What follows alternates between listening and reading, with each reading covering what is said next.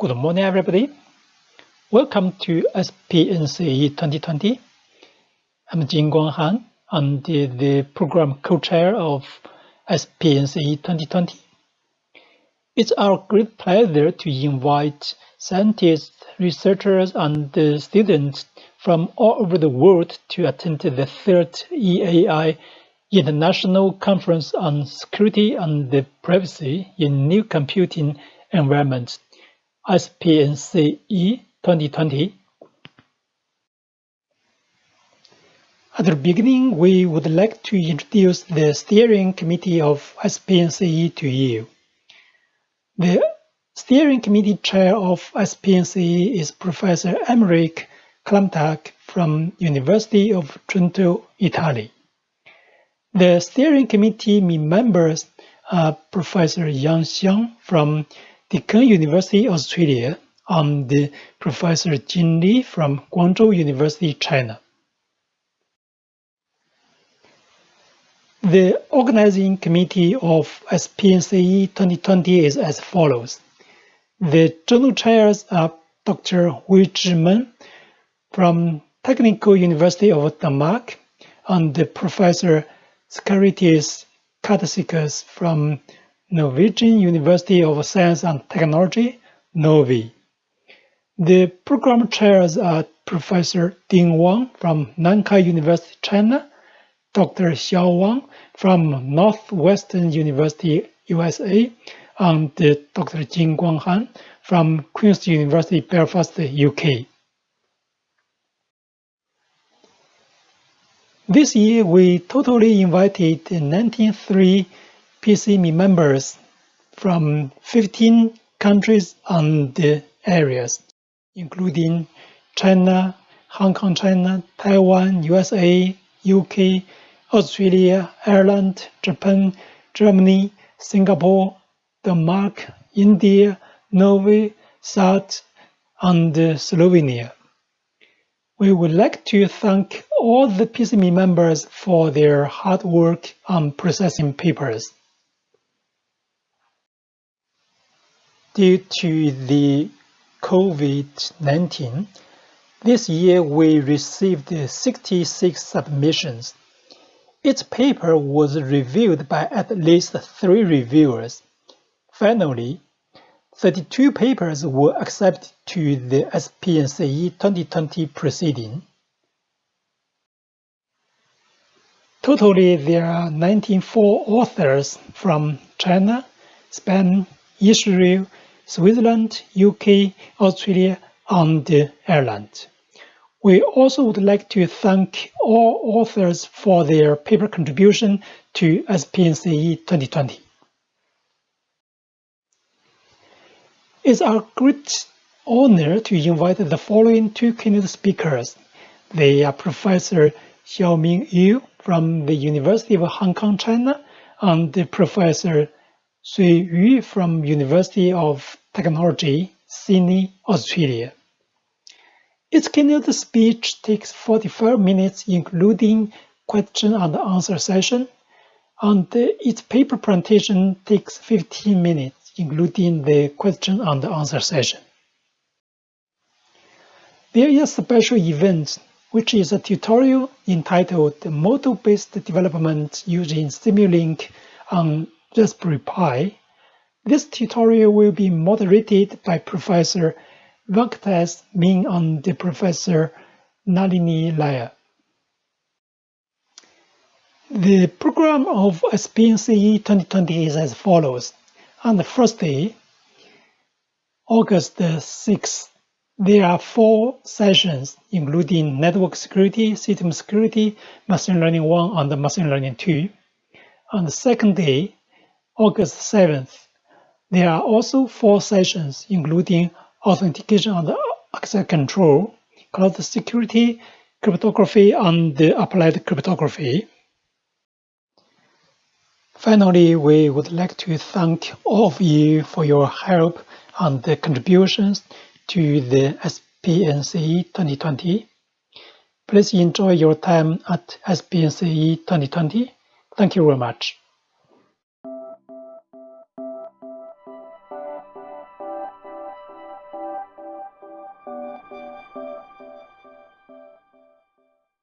Dear ladies and gentlemen, let me welcome you to EAI SPNCE conference held in this virtual interactive setting. I am Karolina Marcinova, the EAI conference manager of SPNCE 2020. Unfortunately, I'm not able to meet all of you in person, so I'm using this opportunity to address the organizing committee, the keynote speakers, the authors, and the participants on behalf of EAI. I would like to thank all of you for being a part of this conference and for your involvement with EAI. In particular, I would like to thank the General Chair Wei Zimeng and the Program Chair Ding Wang, together with the whole organizing committee, for their hard and excellent work throughout the whole process of the conference preparation. Today, during the streaming, you can actively participate in two ways. Firstly, you can join the Q&A on Slack through a link that you can see below this video. Upon accessing the EAI SPNCE 2020 Slack workspace, you can enter all the channels which are divided by sessions. Secondly, you can vote on individual presentations and leave your fellow presenters feedback on their work through EAI Compass. We will shortly show you how to access this platform and how to leave and receive feedback for presentations in this conference. I would also like to use this message to invite you to join us again at EAI SPNCE 2021. Should you be interested in becoming a part of next year's organizing committee or the technical program committee, please do not hesitate to contact me at my email address below. Similarly, if you are interested in discussing other possible cooperation, a conference, a workshop, or a new event altogether, please contact me at my email address as well. Now, my colleague Michal will present you with what EAI does, who we are, and how we can get involved in our various activities. Thank you for your attention and enjoy EAI SPNCE 2020.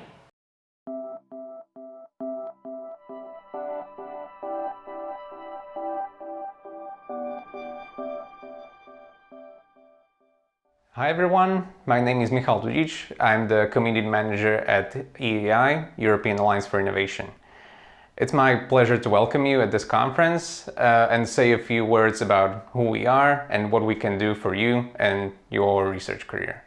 In short, EAI is a global community for a greener, healthier and smarter world.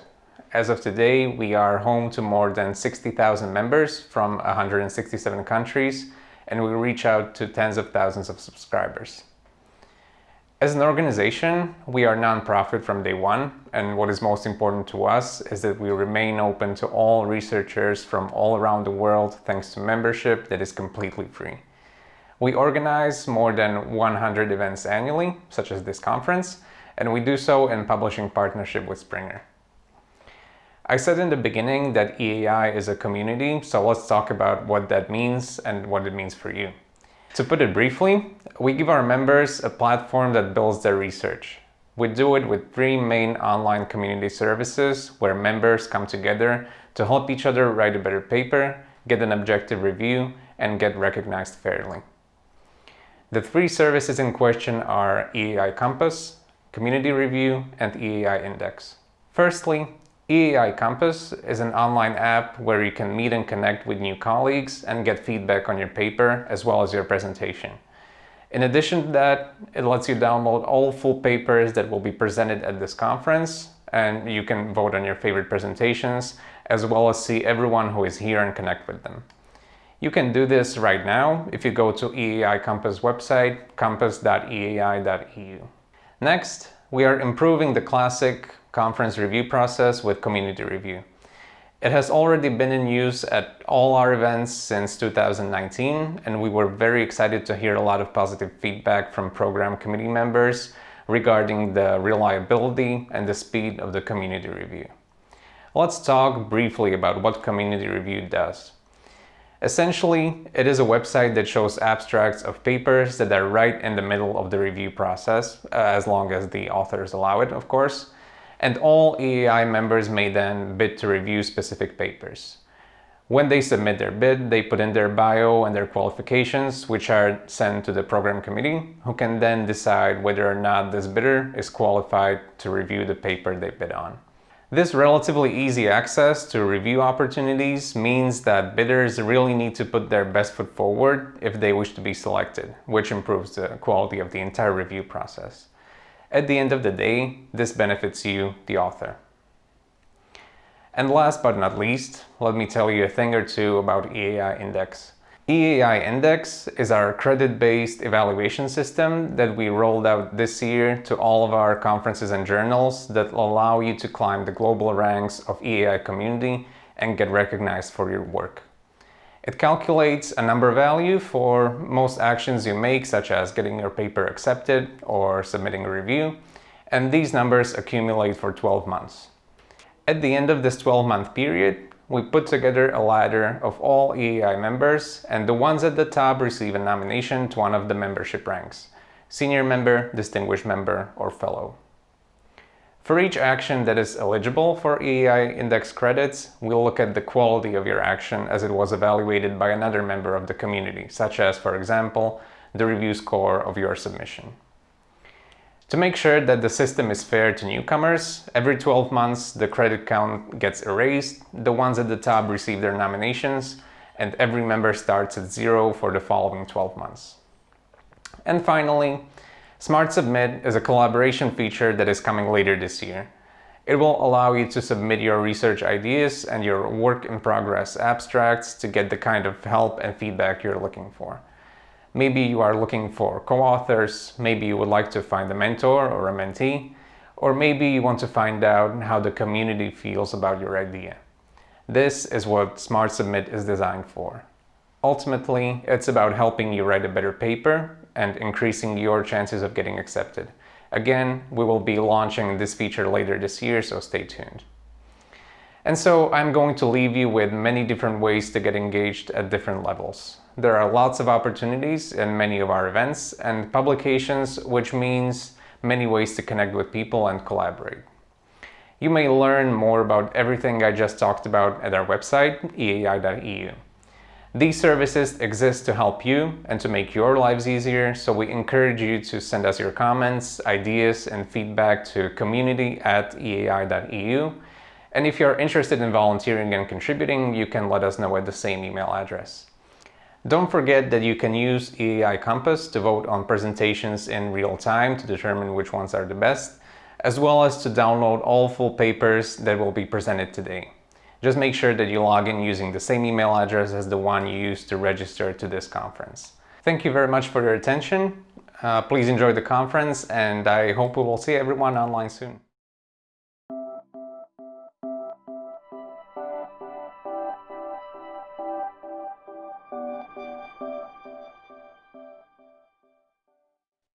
Before I start my talk, I would like to thank the organizer, especially the PC chairs, who invited me to give this talk.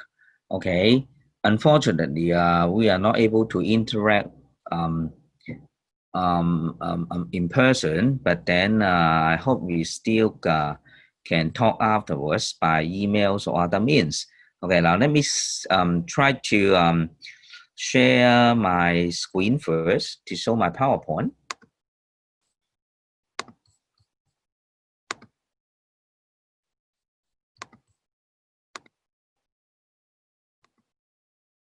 All right, okay. So today I'm going to talk about the balance between privacy and tracing the anomalous cases using cryptographic solutions. I'm from Hong Kong, and here will be my agenda. First of all, I will want to give you an introduction and also the motivation why this problem is important and why the problem is so difficult. So basically, there are some contradictory viewpoint between the privacy and the tracing of anomalous transactions. And then we'll talk about how we can solve the problem using cryptographic solutions. And then I will conclude my talk. Now, I think everybody knows that privacy is now a very important and a major issue. But on the other hand, data is so valuable and it becomes an asset, and then people really want to get it. Okay, now before we start my talk in the details, let us look at different governments, whether they have regulations on data privacy. Now, of course, we want to look at EU. Okay, then probably you guys know more than me that EU has the GDPR, the General Data Protection Regulations, came in force in 2018 already. And how about Hong Kong? Okay, I'm from Hong Kong, right? Okay, so in fact, we do have the Personal Data Privacy Ordinance enforced in 1996 already, and then it has been substantially modified in 2012 and 2013. And because of the GDPR, in fact, I think the government is trying to further strengthen this ordinance. For example, they try to request the companies to report the data breaches within 5 days. And otherwise, they will be fined, something like this. Okay, so basically, Hong Kong is following the international standard. Then, of course, you want to know about US, right? Okay, but surprisingly, US, it seems to me that they do not have a federal level privacy law. But on the other hand, they do have quite a number of vertically focused data privacy laws in different areas. For example, in 1974, they have a Privacy Act, which give the rights as well as the restriction for the government agency to hold the data. Okay, and then in 1996, they do have a HIPAA, which restrict how the healthcare and health insurance personal data be protected. And then in fact, they have many others. Okay, but then if you look at the internet data privacy, it seems to me that they do not have specific regulations. But of course, they in different states, they do have their own laws. For example, the California have the Consumer Privacy Act, CCPA, to be enforced in 2018. So in other words, I think in US, they have lots of privacy laws that exist in different areas as well as in different states, although they may not have a nationwide or a federal level privacy law. Now then, come to China, right? Come to China. I don't know, but it seems like a lot of people think that okay, China, there may not be any regulation about privacy. Privacy is not important in China. Okay, you may think about this, but in fact, it's not true. In fact, China does have a national level law, which is called the Cybersecurity law, to be enforced in 2017. And in this cybersecurity law, they actually address not only the cybersecurity, but also the data privacy protections. And in fact, based on this cybersecurity law, they do, publish some of the guidelines. For example, in 2018, they do have a personal information security specification. And 2019, they do have an Internet personal information security protection. And if you have pay attention to the news, although this news is in Chinese, but I can translate this for you. In fact, BGI is one of the world's largest genomic organization. I think you probably know that BGI actually work with a lot of organizations overseas, and they are being, at that moment, I think it's 2018, they are being wanted or even fined because of sending out the DNA data of China to UK for research collaboration. In other words, you can see that in these recent years, China has tightened the restriction of using at least DNA data. In fact, they also restrict the use of the personal data as well. In fact, the government is really concerned about the use of personal data or the privacy of the citizens. And actually, this is an article in Nature in 2019, and they already show that a new law in China is being formulated to put the restriction on the collection and the use of the people's genetic data. Then you can see that even in China, people start to think about, privacy concern, how my personal data is being used, etc. Okay. Now, then how about other countries? I think it's quite obvious that there are many privacy law in other countries. For example, in Australia, 1988, they have the Privacy Act. Japan, in 2003, they already have the Act on the Protection of Personal Information. And then, of course, they they try to revise it in 2017. And South Korea, they do have the PIPA, the Personal Information Protection Act. Now, so in other words, you can see that in all countries, the government actually concerned about the privacy of data. Okay. Now, but you can see that there are regulations. Now, regulations are the policies. Okay. So basically, they want to show people that if you violate this policy, then you are being, charged or fined or something like this, right? Now, so regulation is one issue. But on the other hand, then you can see that we do have a lot of data breach instances frequently and everywhere in the world. Now, let me just show you some of the major instances. For example, 2013, Yahoo 3 billion users account leaked. 2014, then you can see that at least 5 million user account information being stolen.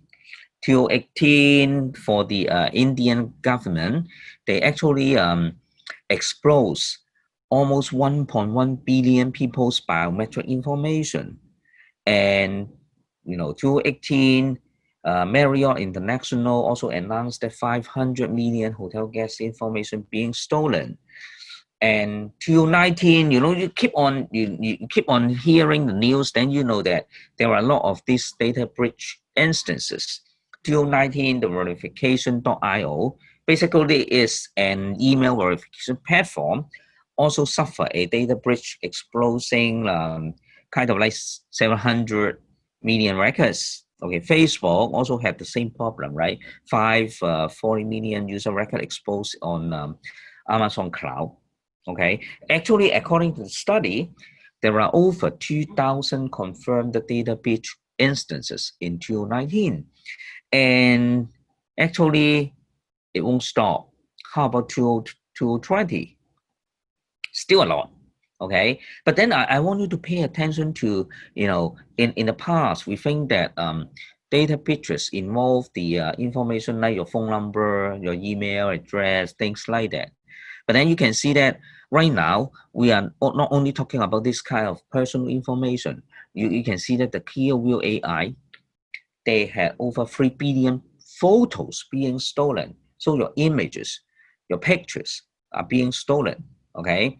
And then you can see that another example is over 120 million customers' purchasing habits and customer behavior profiles are also being exposed by some of the market analysis company.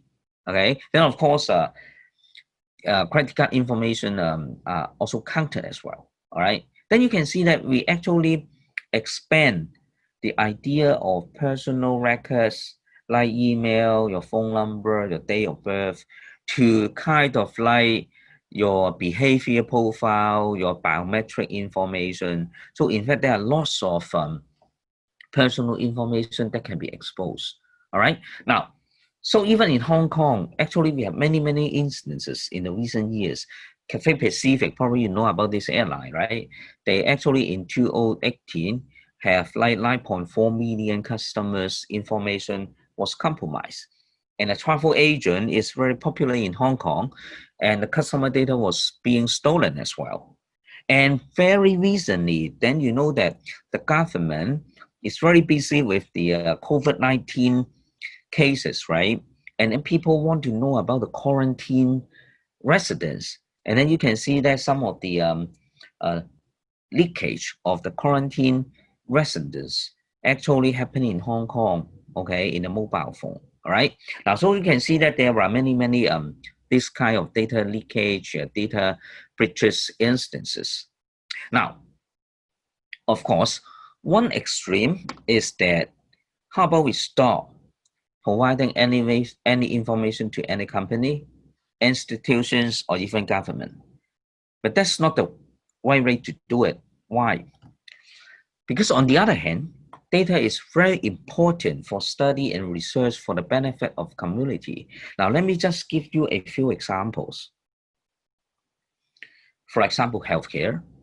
Now, if you are in this area, you know that we need patients' information, the DNA information, their symptom information, their living habit information in order to identify problematic gene mutation for disease or even for discovering of drugs on the study of the effectiveness of the drugs for the diseases.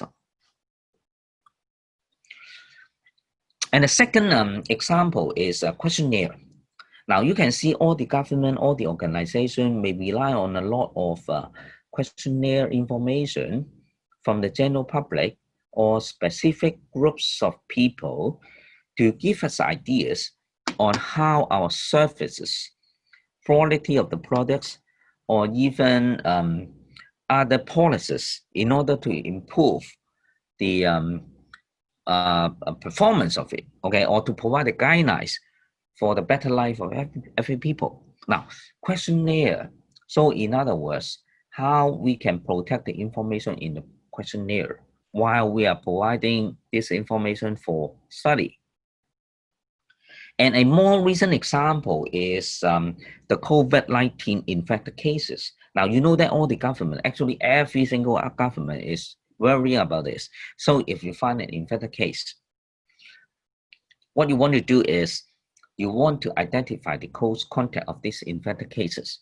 Now, how to trace these close contacts is very critical and also a difficult issue as well. All right. Now, so these are some examples that data need to be provided to the community or the research community so that we can study and analyze the data to benefit the community. Now, so the problem is how we can do that. Now, on one hand, we want to protect the privacy of people, but on the other hand, what we want to do is we try to provide data for the study. Now, the good news is that with the current advancement in cryptographic protocols and also the AI techniques, it seems that we are able to solve these problems now. Now, in the following, what I'm going to do is I want to use a few examples to illustrate the idea. Now, the first example I'm going to use is on healthcare. So I want to use a very simple example on genetic tests. Now, I want to make sure that, okay, what I'm going to do is I'm not going to get into the depth of the cryptography because I know that not all the audience are in this area. But what I want you to do is, I want to give you some feelings, how the crypto stuff can help to solve this problem. So I will try to pick this first example is the example that is very simple so that you can appreciate the cryptography, how we can apply this cryptography into these applications. Now, the second example is I want to illustrate how to fill in a questionnaire, but on the other hand, without disclosing your answers, okay? And the last example I want to talk about, it will be, of course, the recent COVID-19, how we can trace the close contact of confirmed cases without jeopardizing the personal or privacy information of people. Now, so let's do it one by one. Now, the first example is called a genetic risk test, okay? Now, I'll do it slowly because I know that maybe not all the audience are in this area as well. But one point I think everybody knows is the DNA actually plays an important part in genetic risk tests, okay? So it's well known that how likely a person will have a disease can be computed in from his SNP. Like SNP, to make it very simple, it's kind of like in your DNA, you can assume that they have single characters in your DNA, right? And then we are talking about the mutation and specific positions in your DNA. So every position, you might have a mutation that is different from the other public people, all right? Then that's called one SMP. Now, then people find that some of the disease, in particular, the genetic disease, will be related to these SMPs. Now, let me just make the properly simple. Now, the human has 2 copies of the same chromosome, okay? Now, so for each SNP, we can have only 3 cases. And you can imagine that we are talking about every position in your DNA. So every position, if you're normal, you should be having the same character as the majority of the people, all right? But if you got mutation, then depending on whether you have the mutation in 1 copy of the chromosome or both copies, then we have 3 cases. I want to make it simple, okay? 0 means that at that position, you do not have any mutation. 1 means that the mutation only occurs in 1 copy of the chromosome. If you have 2, it means that the mutation occurs in both copies, all right? Now, in fact, people have a very simple method to calculate the risk related to a disease. Now, for example, if people think that for a disease X, we already know that SNP1, SNP2, up to SNPN are the position of the DNA that will affect whether you have the disease or not, okay? Now then, in order to calculate the risk of a patient to have the disease X, then we need the parameters C1, C2, up to Cn. So the formula is very simple. So Ci is actually the important factor for that particular position, whether you have a mutation. Now, if you don't have a mutation, it will be 0, right? So no matter what C is, the answer will be 0 at that position. So basically what we do is, we just try to multiply the Ci to the corresponding SPNP value, which will be only 0, 1, or 2, and then you add them up, then we'll give you the risk factor of a particular person that may have a disease X. Now, let me give you some example. If the disease X depends on only 3 SNP, and if C1 equal to 0.5, C2 equal to 0.3, and C3 equal to 0.7, then depending on Peter and John, they have different value for the SNP 1, 2, 3. And then you can easily calculate the risk factor S. For Peter is 1.3, for John is 1.9. So in other words, you can imagine that John will have a higher chance to have the disease than Peter. All right? Now, so this is what we want to do. Now, I want to also emphasize that DNA information is private and should not be disclosed. Now, so here it will be the scenario of what we are trying to solve. We have a data center, and the data center is semi-trust. In other words, we cannot trust the data center completely. So what the customer will do is, they first will try to encrypt the SNP values and put in the data center. And then we can ask a medical company who will provide a service to calculate the genetic risk for the customer. Now, remember this C1, C2 up to Cn, the parameters are the commercial secret that the medical company do not want to disclose, right? Now, so the medical company does not want to disclose Ci, and on the other hand, the data center cannot decrypt SNP values because they are encrypted already. And of course, the customer also does not want to let the medical company to know about it. Now, so how this can be done? Now, before we do that, I want you to review a little bit on the basics of the cryptography. Okay. Now, I will just go through it roughly, so that people have some. I want the audience to have some idea what we can do. Now, public key, private key, I guess everybody know about it. So every user is having 2 keys. They are very long. For example, 300-digit numbers.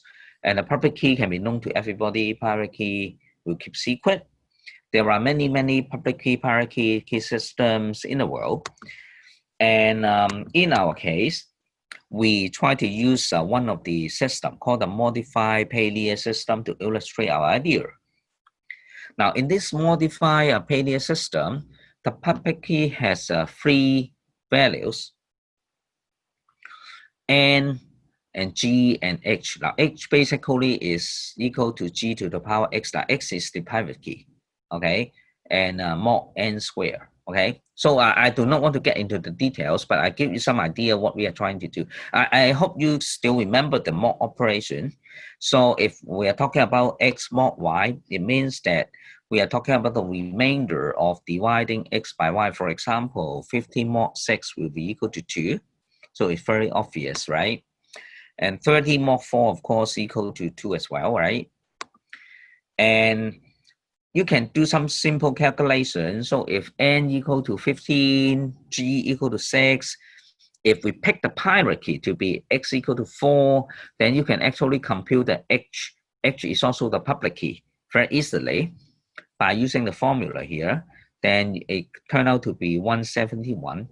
Then we will say that the public key is equal to N equal to 15, G equal to 6, H equal to 171. And the corresponding private key is X equal to 4. Now, but I want to emphasize that knowing this H, that's the public key, known to everybody. Based on the mathematics, it's still computationally difficult to compute X efficiently. So basically, you know the public key, it's still very difficult for you to get the private key. So that's the point. Now, this slide just want to tell you that mod, this operation is very flexible. Okay, for example, I want to calculate A to the power C mod B. Then you can actually mod B first before you take the power. And you can, do the example yourself. For example, if you try to do something like this, actually you can take the mod out and then do the division first. And subtraction, multiplication, you can always put the mod later and do other operation first, or you can also do the mod first and other operation later. So this mod operation is very flexible, right? Now, so what's the application? Now, if Bob wants to send a secret message M to Alex, what we can do is we can use this encryption algorithm to encrypt M using the public key. Now, remember the public key is H, right? G to the power X mod N square, right? Okay, and then we are using the public key of Alex if you are going to send Alex an encrypted email. Now, so only the W is exposed to the attacker after the encryption. So the attacker cannot know M, even if they can get W. So this is the key point. And of course, to decrypt, Alex needs to use his private key to decrypt the W in order to get the answer. Now let's get to the modified pay-layer system to see how this works. Now, in fact, in the modified pay-layer system, the encryption will try to produce 2 values, T1 and T2. And the calculation is very simple. First of all, if I want to encrypt, now remember M is the message you want to encrypt. So you need to think about a random number R. So we first calculate G to the power R mod N square. Okay. And then T2 is H. I hope you still remember, basically is G to the power X. And then you just do this calculation. Now, then you can see M is embedded here in T2 already. All right. Now, so based on the property we talked about, even you know T1, you cannot know R, right? So this is one of the important property. And then if you look at T2, if you try to expand it a little bit, then you can see that T2 is basically G to the XR multiplied by 1 plus MN. All right. Now, if you look at T1 and T2, they are very, very similar, right? Okay. Now, another important key point is that if you know T2, you still cannot know X and R. All right.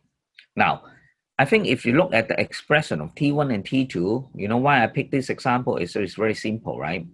I bet you know how to decrypt the message M, okay? Because you can see that T1 is G to the R, so if we try to take it to the exponential of X, then you divide T1 by T2, you cancel this out, all right? So that's why we are going to decode M using T2 divided by T1 to the power X. Now remember X is the private key, so you need to know the private key X before you can do the description. And after that, then we are having 1 plus Mn. So you minus 1, then you left with Mn divided by N, then basically you get the plain text M. All right, so this is a very simple decryption and encryption algorithm. Now, so remember, let's recall what we want to compute now. So what we want to do is we want to compute C1 plus SMP1 plus C2 plus multiplied by SMP2, etc. All right. Now, all these SMP are encrypted, and we do not want to decrypt it. And in fact, we cannot decrypt it without the help of the customer. Okay, now then what we can do. Now, another nice property I want to talk about in this modified Payload encryption system is what we call the homomorphic property. Okay, now in fact, if you look at it very carefully, now in fact we want to calculate the plain text M multiplied by L. Now instead of calculate this directly, what we can do is we can raise the encrypted value by L. And later on, if you know how to decrypt it, then you are able to get the L times M. So the multiplication become a exponentiation in the encrypted value. All right. So in other words, if you want to compute Ci times SMPI, instead of knowing SMPI, we only know the encrypted value of the SMPI. Then what we can do is we raise the encrypted value to the power Ci. And later, if you have the private key, you are able to decrypt it to get this answer. All right, now that's the first property. Now the second property, if you want to do addition between plain text, again, if you do not have the plain text, you only have the encrypted value. What we can do is you can actually multiply the encrypted value, and later on, you do the decryption, then you are able to get the plain text additional value. Now, so in other words, these two properties are really, really important. In other words, even we do not know the plain text M, we do not know the plain text P1, P2, we can still do the addition and multiplication on the encrypted value. And once you know the private key, you should be able to decrypt the final answer for this multiplication and addition. But at the same time, you still do not know the plain text. Okay, now this is a key point that we think that the cryptographic properties can help to protect the privacy, but then you can still use it for calculation. Now, if you really understand what I'm talking about, now then the key question right now is how to compute this expression from the encrypted value of SMP1 up to SMPN. Now, because we got multiplication and addition, so you remember for multiplication, we raised it to the power of C1. For addition, we multiply them together. So basically, what we can do is we can do this. Okay, we raise it to raise this value to C1, multiply the encrypted value of SMP2, raise it to the value of C2, etc. And later on, if you got the private key, we should be able to get the risk factor for the final result. All right. Now, if you go back to our GRT problem, then what we can do is like this. The customer try to encrypt all the SMP and send it to the data center. And the data center try to send the encrypted value of the SMP to the to the medical company. Now, the medical company only get hold of the encrypted value and also all their secret for the CI. And then, of course, they are able to compile this encrypted value, okay, and send it to the customer. And only the customer has the key to recover the real risk factor. And then actually this risk factor, he can actually inform the medical company the final value and ask the medical company to give it a report based on this S value. Now, then you can see in the whole process, the plain data of SMP is not disclosed. But at the same time, the medical company is able to calculate the final value to interpret the risk factor of that particular customer. Now, so this is what we talk about, how we can adopt the cryptographic solutions to help to protect the privacy of the customer, but as well as we still can make use of the data for the data analysis, all right? Now, of course, the solution I provided is only a primitive one. There are still some security holes. If you're in this area, you probably know about it. But it demonstrates that it's possible to do computation on encrypted data without decryption. I think that's the key point that I want to point out in this talk. Now, let me give you some more examples before I end the talk. Now, the second example is the privacy-preserving questionnaire filling. I know that probably you all know about this Facebook data leakage, right? Okay. So they have a lot of data leak by the Facebook, and actually the related question is, can we use cryptographic techniques so that we can hide and protect individual questionnaire answers? Well, the problem is, they fill in a questionnaire, and unfortunately the questionnaire is in plain text, and then by mapping this plain text together with some of the profile, then people have their identity or the personal information revealed, all right? Now, so the question is, can we hide and protect this individual questionnaire answers, but still obtain the survey results? Now, the key point here is that you know about it. If you are trying to ask people to fill in the questionnaire, we don't care the individual answers, right? So in other words, we may not need the details of the individual input, but we want the statistics. It means that we only want the aggregated results for each question. Now, so let me give you some more idea what we are trying to do right now. Now, the technical issue behind this is the data being leaked in this particular case because users' information in the questionnaire is in plain text. Okay. Now, how cryptography can help? In fact, what the user can do is the user can only submit the encrypted version of the answer, including all the information required by the questionnaire to the survey questions.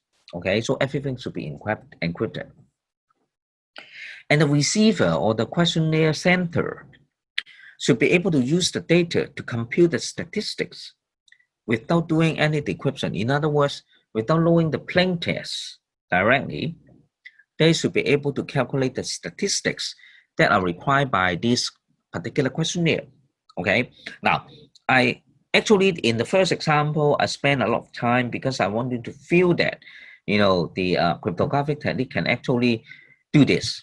Okay, in other words, they can do computation without decryption, without knowing the plain text. Now, in fact, we have many techniques in crypto in order for us to do it.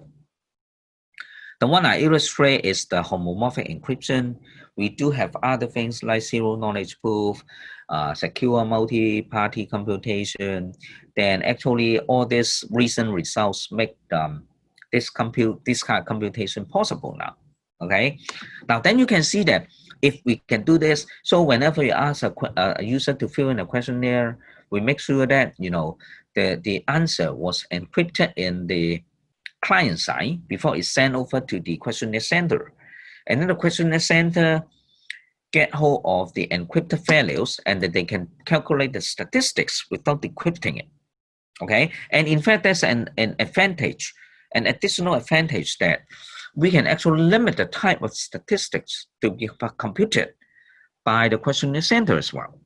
All right, so it can also apply the crypto stuff technique to protect the privacy of the user, but then as well as we can achieve our goal of collecting the statistics from the users.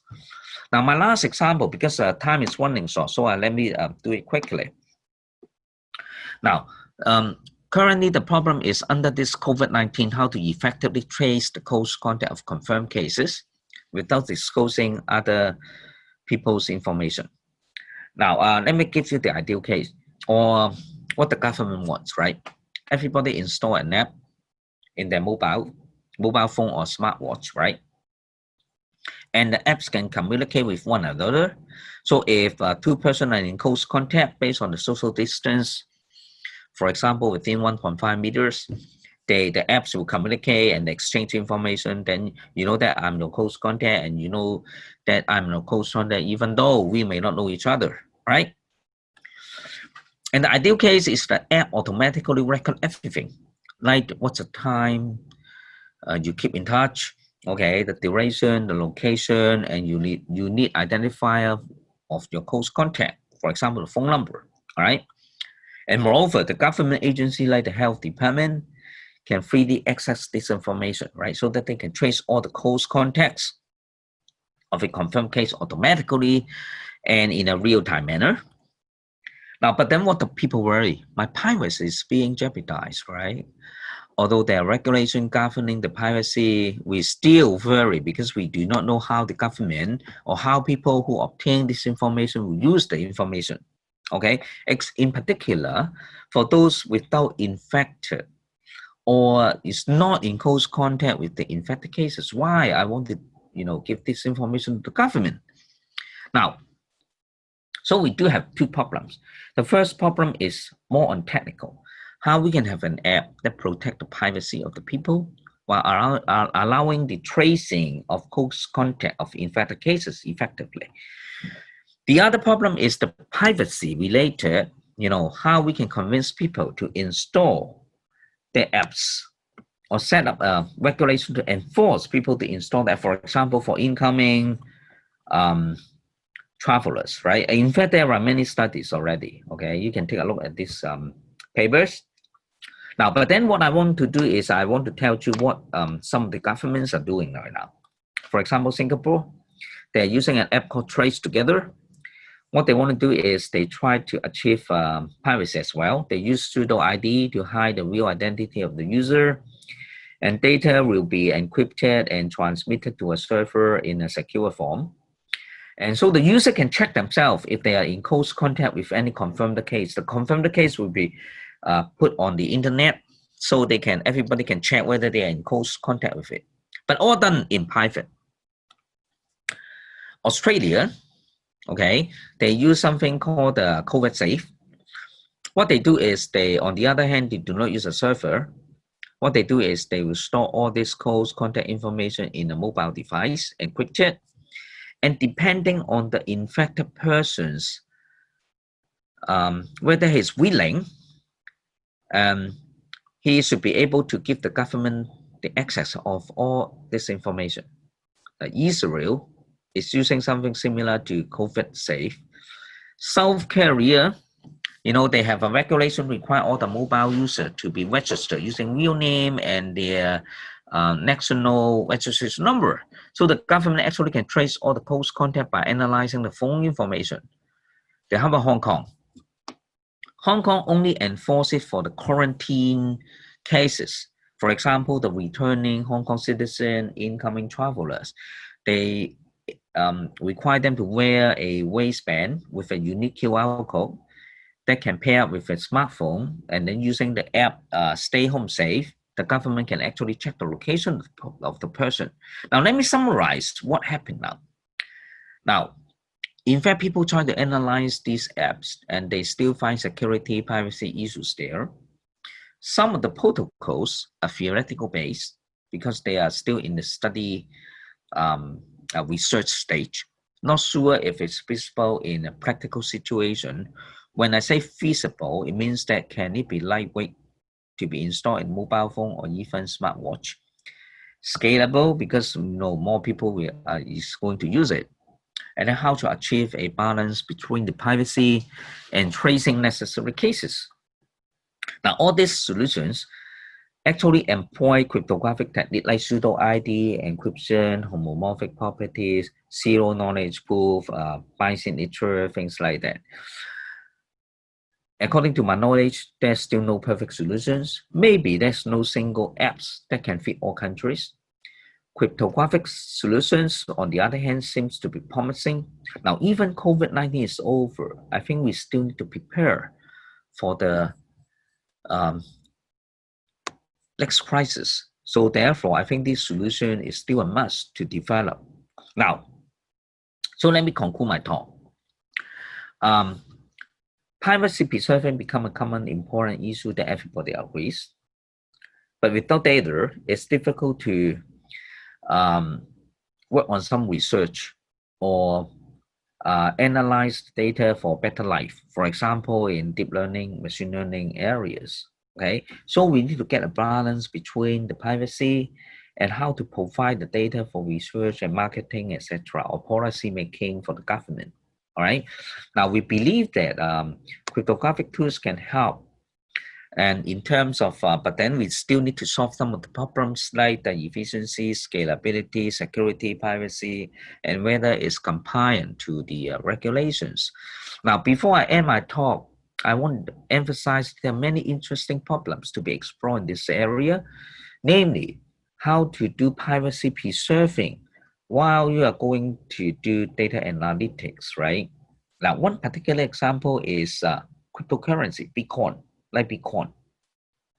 In many countries, it's still not a legal tender in many countries. Do you know why? The main reason is in many countries, they do have two rules. One is know your customer. I want to know the identity of the customer who do trading in currency. And also I want to make sure that money laundering is not being done through this kind of currency exchange. All right. Now, so the technical problem is how to have a scheme to satisfy this KYC and AML requirements while protecting innocent users from disclosing their transactions. Okay, that's a very interesting question. And so my conclusion is we should work together with the cryptographic researchers to solve all these kind of privacy preserving data analytic problem in order to come up interesting solution. Hopefully, besides they are theoretically sound, but must be practical to be used in the real applications. Now, so I will stop here. So thank you very much. Now, although we are not able to interact with one another, each other, but do email me at this email address if you have any questions.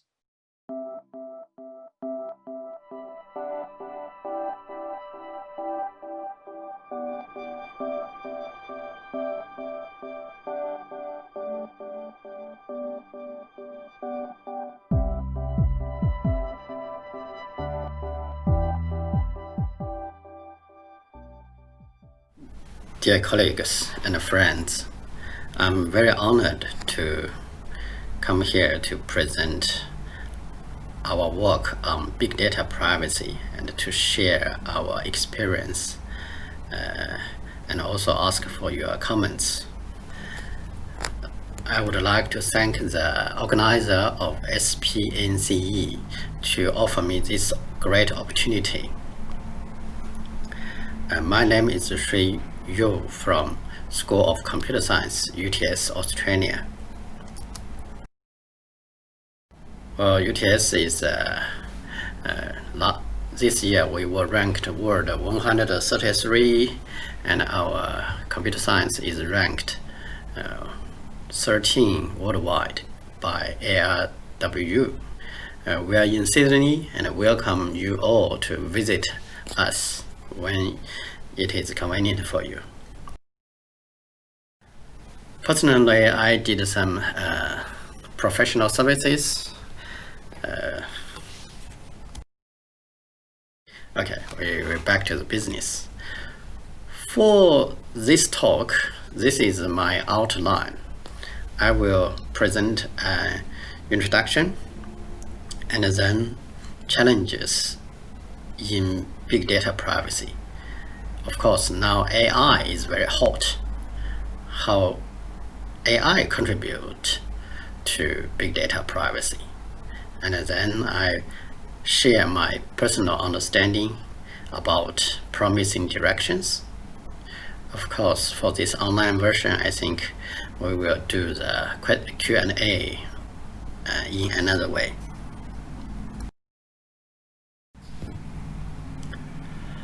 The point of this talk, 2 points. One, big data privacy is a big opportunity for researchers who wants to do something new, something innovative. Second, big data privacy is a new research topic. We do need tools to conquer the problems, questions. So we need to modify the existing tools. A better way, we need to invent new tools for the new problems. That's the 2 points of this talk.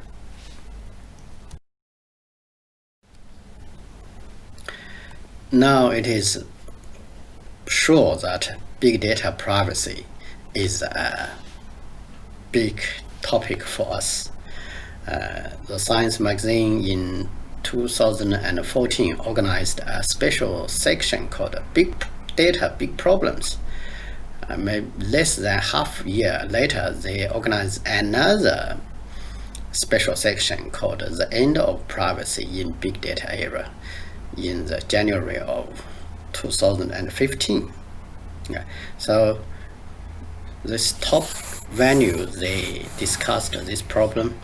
So I believe it is a good topic for us to tackle.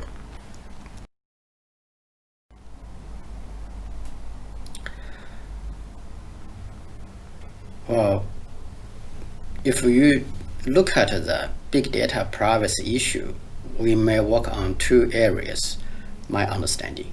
One is data, just like the nodes of graphs. Another aspect is network, the edges, how the data, the nodes are connected. So the AI people more worked on the data perspective. The networking people worked more on the edge of the graphs, right? The connections of the graphs.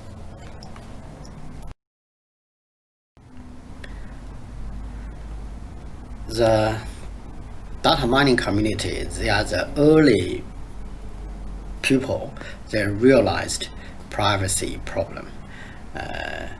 2015, Michael Jordan and Tim McHale, they published a survey paper in Science. They summarized the progress of machine learning. Of course, they also pointed out that privacy, machine learning is good. However, machine learning also poses significant threats and secure problems to human beings.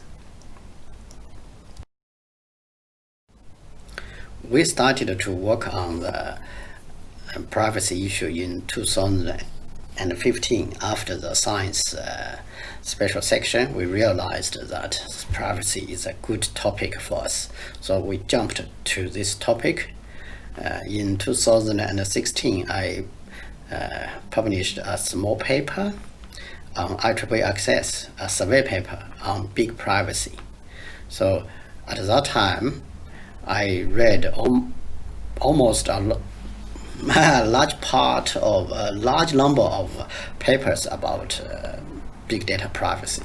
I have this conclusion.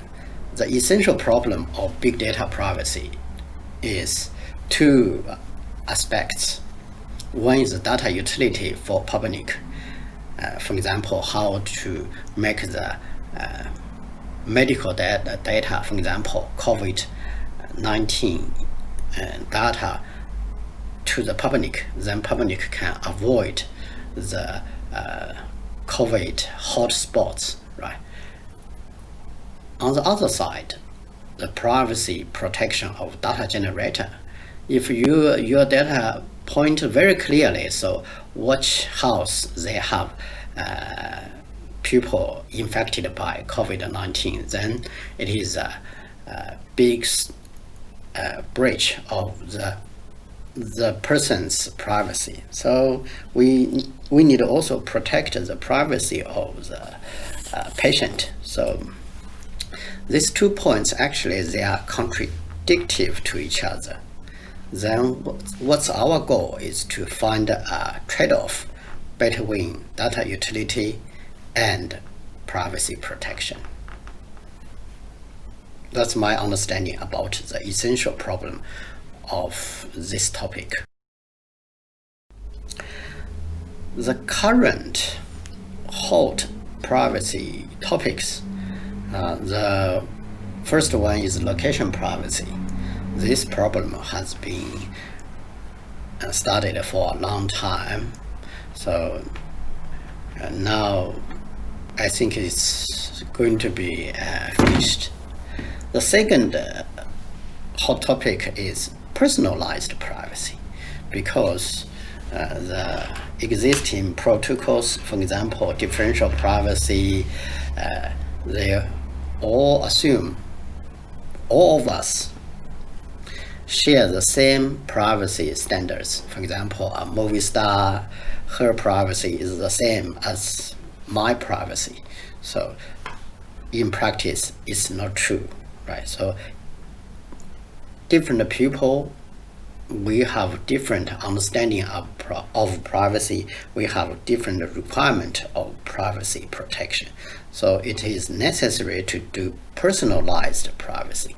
When you release a message, so you need to make the released content personalized to protect, to meet the different requirement of the information owners. Of course, now another hot topic is AI and privacy. How can we use AI to protect privacy? Or how AI threats our privacy? One popular top breach is the federated learning framework.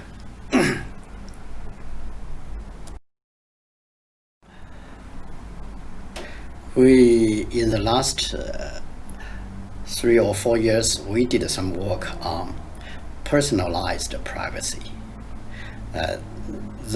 Now, for example, Bob released a message, but he has a different kind of closeness with Alice or Chris. So he wants them to receive different level of his message, therefore to protect his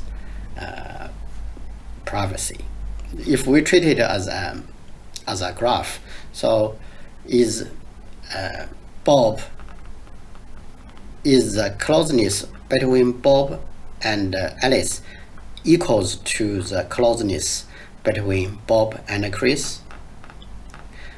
Well, sometimes Bob thinks Alice is his good friend. Maybe Alice doesn't think the same way. So BA equals AB? Most of the time, I think no. Right? So is Alice closer to Bob than Chris? Then we need to measure this kind of social distance. Once we measure, we have this kind of social distance in place, then we can decide how much noise we can add into the message we publish under the framework of differential privacy. That's the work we did in the last few years. Our work focuses on measure the social distance among pairs.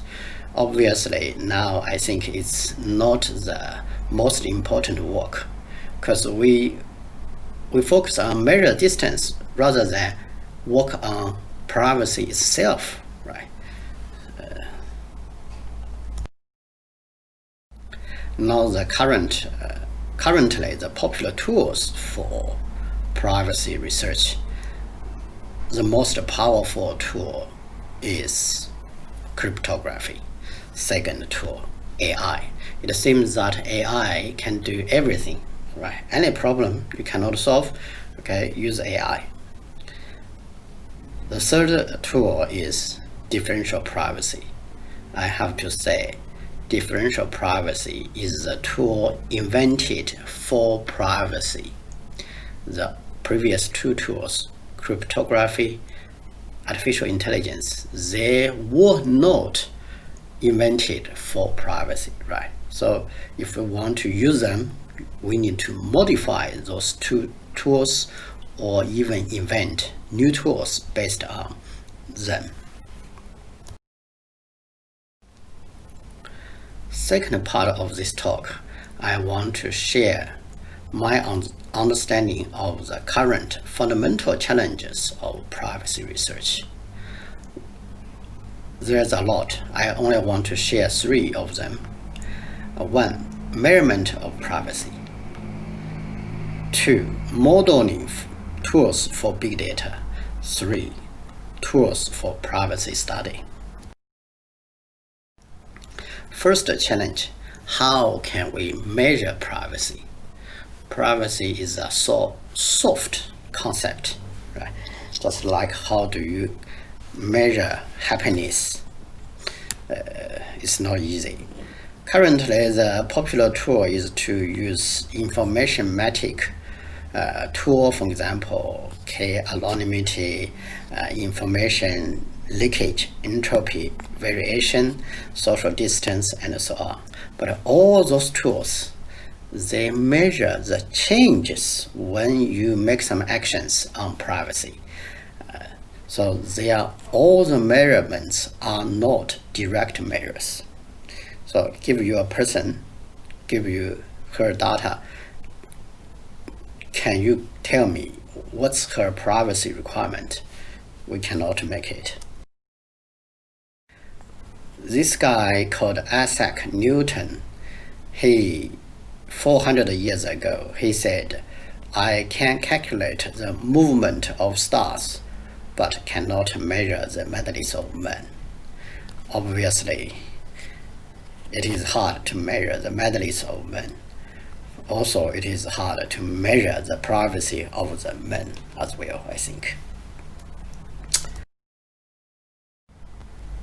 But after 400 years, do we have any new thinking, new ways to measure the privacy?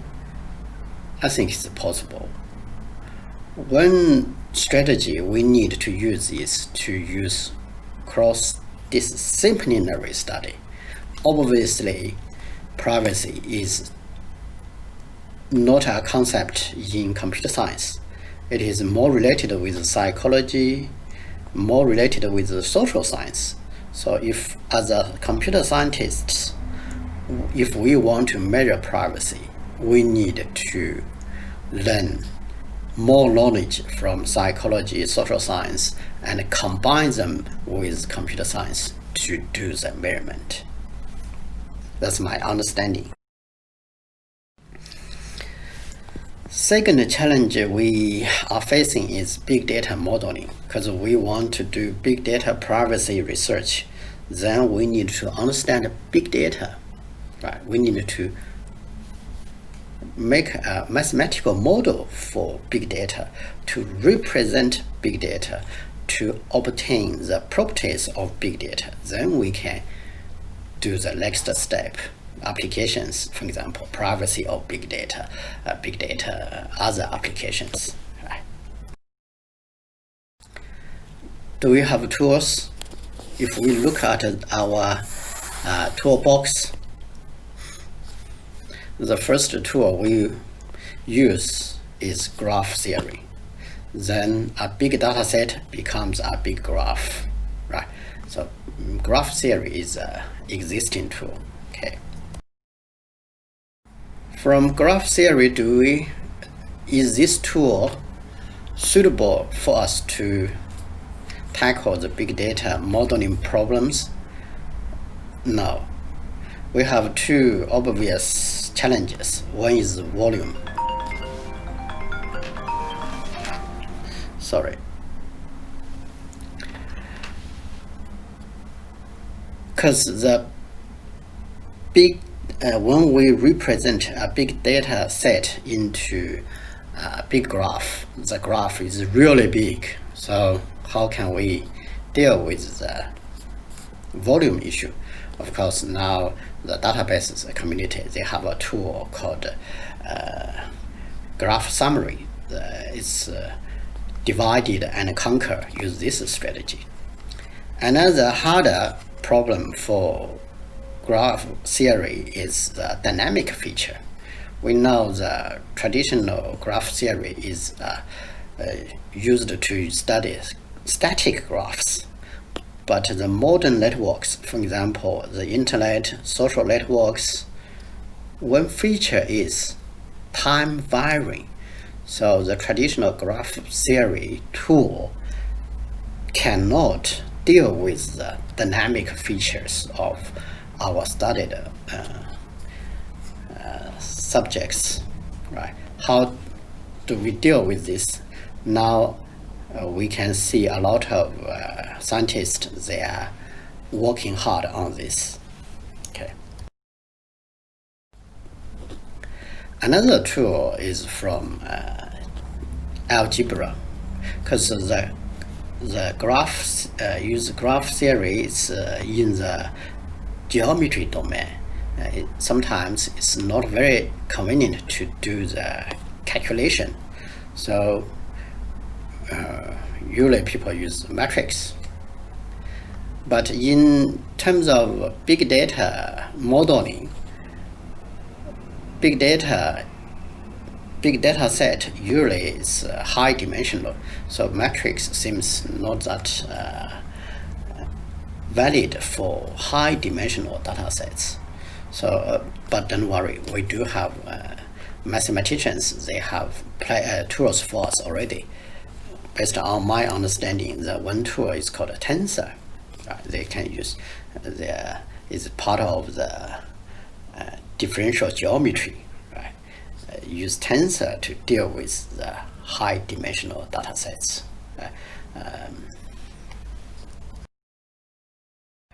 Of course, another powerful tool we use to do modeling is statistics. But now in the big data age, the statistics also faced a new challenge. How to research on small probability, or in another way, how do we make models to research on real events, right? If you want to work on it, I suggest you use this tool called large deviation. It is a tool in the probability theory. Okay.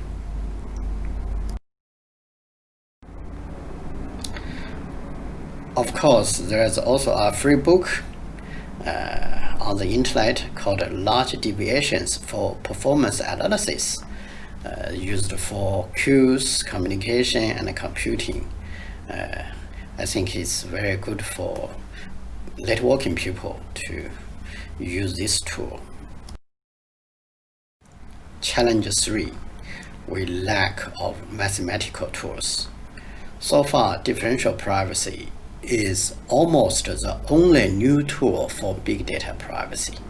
So if we want to tackle the big data privacy challenges, we do need new tools, right? There's two ways to tackle this problem. One, we may collaborate with mathematicians. Another way, the second way is a more effective way, I think, is transform ourselves to sort of mathematicians. Because sometimes when you talk with mathematicians, we are in different worlds. It's hard to communicate with people from another domain. That's my experience. Right? So the better way is we learn their skills and then solve our problems.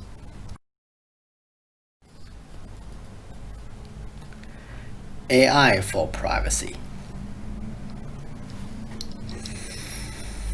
This is an article published a few years ago from Science, asking, has artificial intelligence become alchemy?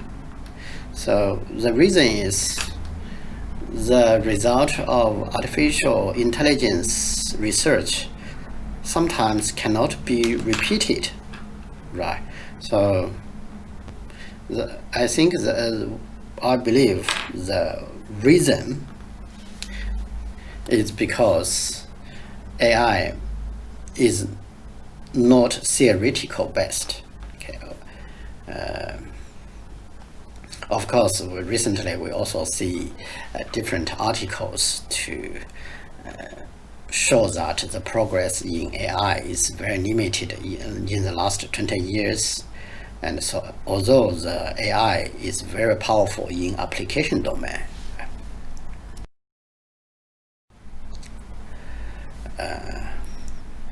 the problem of AI, my shallow understanding is itself is hard to explain.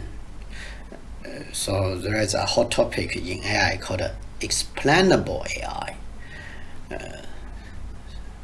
My understanding for AI is they are at the sixth blind man and the elephant stage. So we only understand part of the studied object, right? So the essential reason is we do not understand the whole elephant, or you say the essential problem is no theories yet, or no inappropriate tools yet. For example, AI, they usually have a problem called dimension curse. For the AI algorithms in low dimension, it works very well, but in the high dimension space, they do not work. Performance very bad or doesn't work at all. This is if you for example, this is a one-dimension line string. On the one-dimension string, the distance between A and B is a blue line. The distance between A and C is a brown line in the one-dimension space. However, in the two-dimension space, AB and AC, the distance are totally different. So my point is, when we use our knowledge in lower dimension to solve the problem in higher dimension, maybe the tools doesn't work well, right?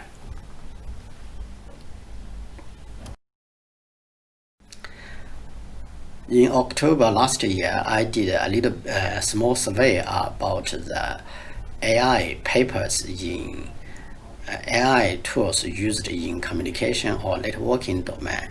You can see that in the top values of our networking fields, you can see that around 5% of the high quality papers are using AI. Right? So this is a fact of the current situation.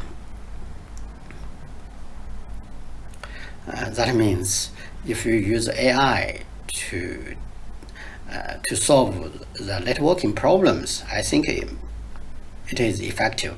But if you use AI to do networking research, maybe not easy to persuade the reviewers, because sometimes you cannot explain why. Right?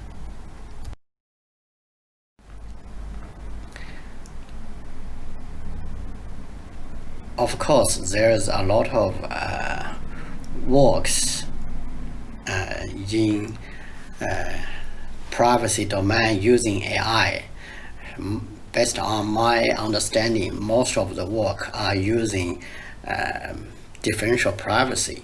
For example, in using differential privacy to add noise at each round of the neural network learning procedure. Some say, okay, in this way it is waste a lot of computing energy. Then they say we only add the noise on the differential privacy at the last round of the learning algorithms. Okay, so usually people are doing this way, using AI for privacy.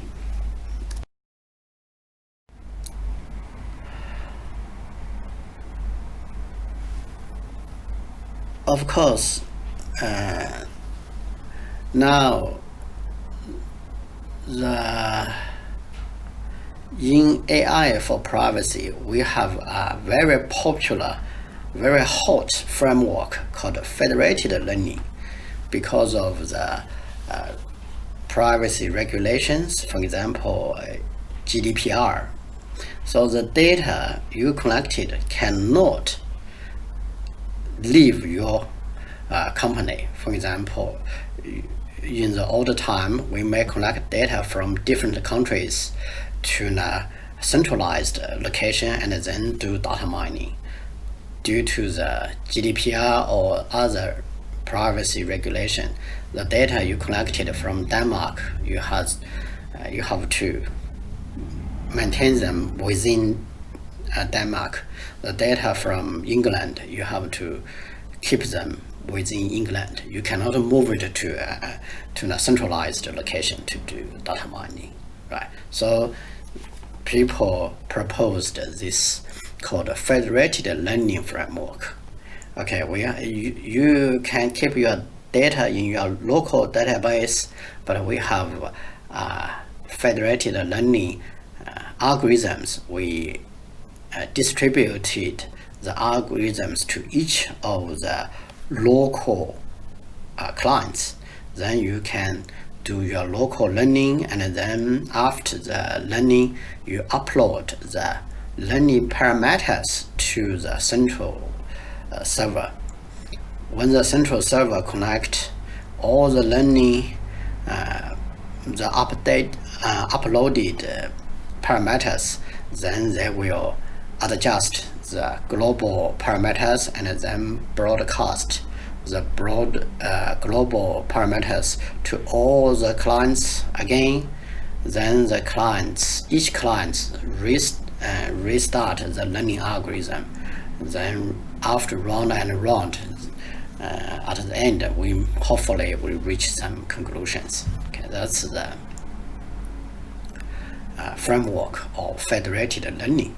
It is proposed for privacy protection purpose.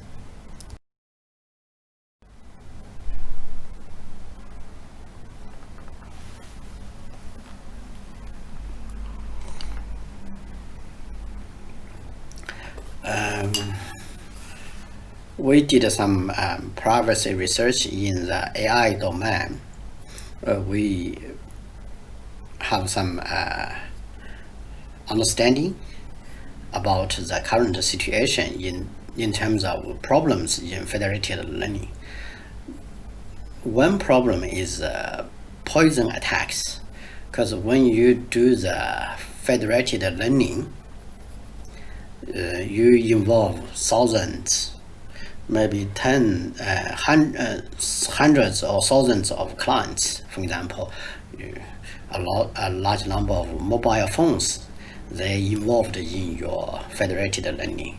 The attackers, they may join your learning team to contribute their data for your learning, but they organize their data for a specific purpose, try to jeopardize your learning procedure or mislead your learning result, right? So that's poison attacks. Another attack is called client data recovery. So in the whole federated learning system, I may interested about the data about, for example, Bob, but I cannot, because Bob's data is in his place. I cannot get his original data, but if I can observe the updates of Bob's parameters every round in the learning process, I can use some techniques, for example, GAN, to recover the data of Bob.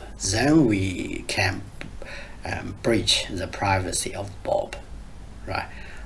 On top of those kind of new attacks, all the traditional attacks are effective on federated learning. For example, DDoS attacks, distributed denial of service attacks, right? You can make your server not available, or make one client or some clients not available, so to jeopardize your learning process or delay your learning progress.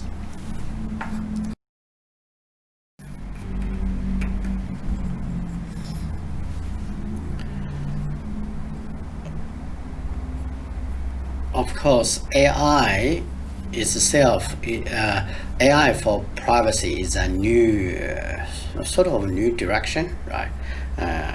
We also see some people using AI for cryptography. For example, they use neural networks to help to do key management in cryptography. The term is called neural cryptography. There's a few papers in the literature. If you are interested, I think I encourage you to Google it.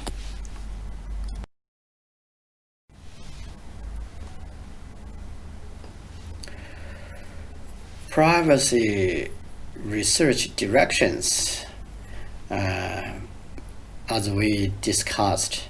Now the problem for AI is lack of theoretical tools.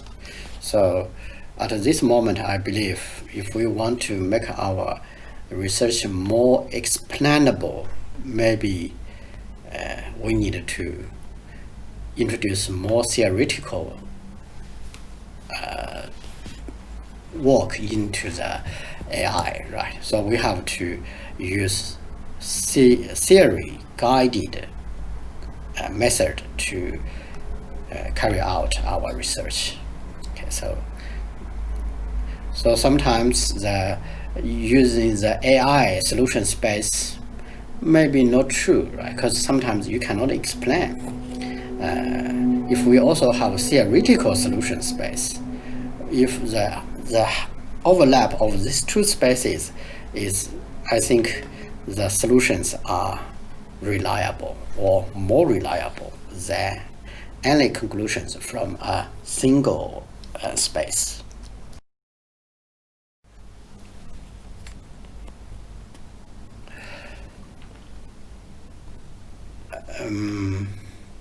Based on my understanding, currently, when you do in the real practice, when people try to protect privacy, the most powerful popular tool is still cryptography. So, however, if we look at the cryptography, we can see that the cryptography tools is not very suitable for big data privacy research. You see, if you look at the history, cryptography, for example, public key or symmetric key, all those tools are used for one-to-one communication. Right? I have a secret. Both of us have the key. Then we can share the secret. The other people, they cannot, because they do not have the key. Later on, after year 2000, people upload data into clouds. Sometimes we need multiple people to share the same secret. For example, a medical record of a patient can be shared by the whole medical team. Then the medical data of the patient is encrypted and uploaded to the cloud. The related medical staff can use the different keys to share the medical information. This is the ABE scheme called attribute-based encryption. So in this way, maybe 20 or 30 people as a team can share one secret.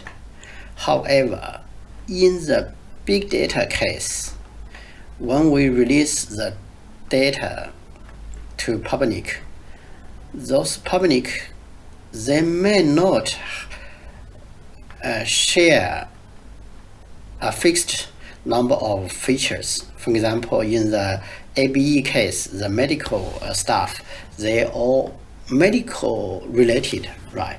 But once we share the information, for example, COVID-19 information with the whole community, then what are their common features, attributes? I think maybe we cannot use the ABE method, because they do not, the public is the number of the public interested about the data is huge, millions of people, right? So you may not use ABE. Of course, now when people use ABE, they only use ABE for access control. When they really want to share the secrets, they will still use the symmetric key method, right? So anyway, it looks that cryptography tools are the future for privacy protection. However, the current cryptography tools are used for big data privacy. There is a big gap between them. So we need to improve the current cryptography tools, or we expect a revolutionary change in the cryptography domain to have a new tool for big data privacy. So far, what kind of new tools do we have for privacy? Based on my understanding, the differential privacy is the only tool from the statistics domain, from the statistics perspective, right? Do we have other tools? No.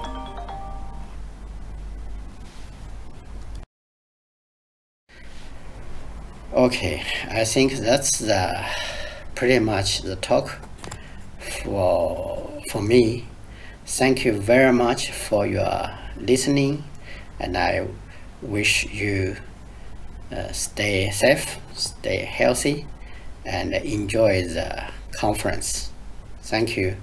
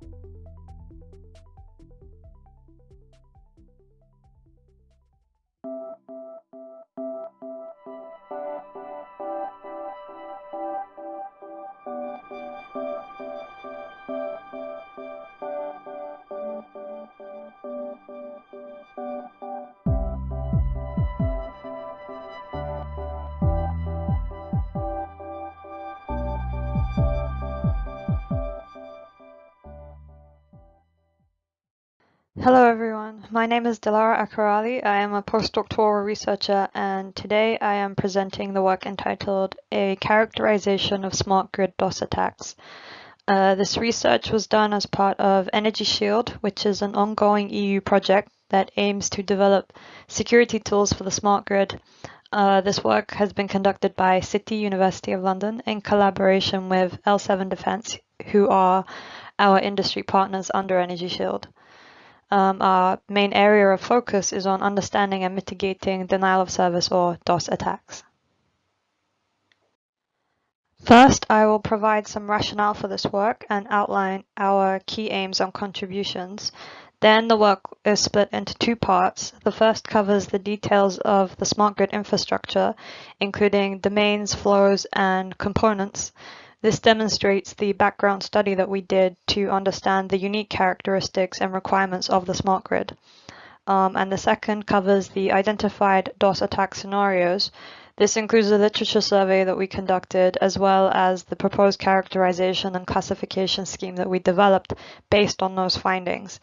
And then finally, I will provide some conclusions and details for our planned future work. So the smart grid is still a relatively young environment, and as a result, its security flaws and requirements are not really yet well understood. DOS is a well-known threat in other types of network, but given the smart grid's characteristics, these attacks can have different consequences and implications. There has been a recent increase in papers related to this field, but they mostly focus on detection schemes rather than exploring approach and impact. To address this, we explored DOS possibilities by looking at the scenarios covered in the relevant literature. We extracted these scenarios and combined them with our study of smart grid infrastructures to analyze the targeted components, creating distinct categories classified by target. The aim is to highlight connections between targets and subsequent attack impact. The smart grid is conceptually made up of a number of domains, each of which handle a different function of the wider system. The main domains are shown in yellow in the diagram. The smart grid is also split into two separate but interconnected networks, the power, sometimes known as the OT, operational technology, and the cyber, also known as the IT, or information technology. Power-based domains include generation, which houses the power plants, transmission and distribution for carrying power, and customer for delivering power to the users. There are power flows between these domains as shown by the black lines in the diagram. Meanwhile, in the cyber network, there are operations housing the management core, and markets and services for billing and customer services. The blue lines denote communication flows between the domains. Data collected from the power network is transmitted via the cyber network for control and management. Stable grid operation is dependent on these flows for constant monitoring and control, making them a suitable target for attackers. The power network is hierarchical. The smaller number of generation stations or power plants serve a larger number of end users. Power is generated and carried over heavy-duty transmission lines over large geographic distances. The power is transformed at regional substations and passed to distribution lines. These distribution lines then carry the power to customer premises. This structure means that a problem higher up in this chain has a larger impact further down. In addition to this, a failure lower down in the hierarchy can trip lines and overload neighboring lines. This can then propagate up the chain, causing wider disruption as it goes. This is what is known as a traditional cascading failure. Constant monitoring is needed to avoid fluctuations that may cause such tripped lines. The cyber network has a similar structure. The provider will have a regional core network housing the SCADA systems, which will receive inputs via the WAN from field devices. This includes sensors within field area networks, or FANs, and devices in substation LANs. Data is also collected from neighborhood area networks, or NANs, which amalgamate smaller home area, business area, or industrial area networks. These smaller networks are within customer premises and include things like smart meters. Collected data across the domains includes customer demand, telemetry readings, and phasor patterns. This is necessary for billing as well as for error detection and correction. Failure to communicate effectively can therefore lead to power side failures. In this work, we focus on DOS attacks against the cyber network, since DOS is a threat that has been inherited by the smart grids from conventional TCP/IP networks. The aim of DOS is to disrupt service availability. In the smart grid, this is the power flow, which depends on the flow of communication. A critical requirement of the grid is to deliver power non-stop. Hence, a DOS attack on communication could diminish the quality of this service. Attack sources may be internal or external. External could be remote attackers out on the internet or even an existing botnet. The core network can be targeted via its remote access interfaces. Internal attackers may be malicious insiders or a botnet formed within the grid cyber network somehow. Attacks can also come from the customer domain, where malicious customers or botnets made up of IoT devices, like smart appliances, on their premises may overwhelm the network. This slide and the next one go together. So this table provides a list of the main components that collect and transport data. These components and the channels between them are considered likely targets for DOS and DDoS. And they were also highlighted in the results of the literature survey, which we'll look at in the next slide. We have already mentioned the smart meters in the customer domain, which can be manipulated via malicious users. Also vulnerable are the AMI, or Advanced Metering System servers, to which smart meters connect and send their data. In the distribution and transmission domains, programmable logic controllers, or PLCs, collect field data which is sent via remote telemetry units, or RTUs, to master telemetry units, or MTUs, in the core. Depending on the data received, MTUs can then push commands back to the PLCs for adjustment and correction. Similarly, PMUs, or phasor measurement units, collect frequency data aggregated by phasor data concentrators, or PDCs, and sent to the core for pattern analysis. Management of the electrical frequency is a requirement for keeping the grid stable. Finally, load frequency controllers, or LFCs, monitor generators to control fluctuations, feeding this data into the core and receiving commands in response. This is necessary to avoid generator overload. Given that there are not many well-documented instances of real-life DDoS attacks on the smart grid, we decided to investigate the possible DOS attack vectors by considering the available research on the topic instead. The literature survey we conducted looked for works where possible DOS scenarios were defined, simulated, or used to test things like detection schemes. Our aim was to extract the type of attack, the targeted grid area or components, and the subsequent impact that was reported. This table provides a summary of what is covered in detail in the paper. So rows 1 to 5 are all DOS and DDoS attacks, mainly of the flooding type, launched against the AMI. They reported loss of connectivity, delays, and load fluctuations. Other attacks against the AMI included denial of sleep on row 6 by Hoffman and Bumiller, which depletes device batteries, jamming attacks against WSNs on row 7 by Chatfield and colleagues, and signaling and SMS attacks studied by Pedramnia and Rahmani on row 8. Yi et al. On row 9 explored attacks against the formation of the AMI mesh network in what they called a puppet attack.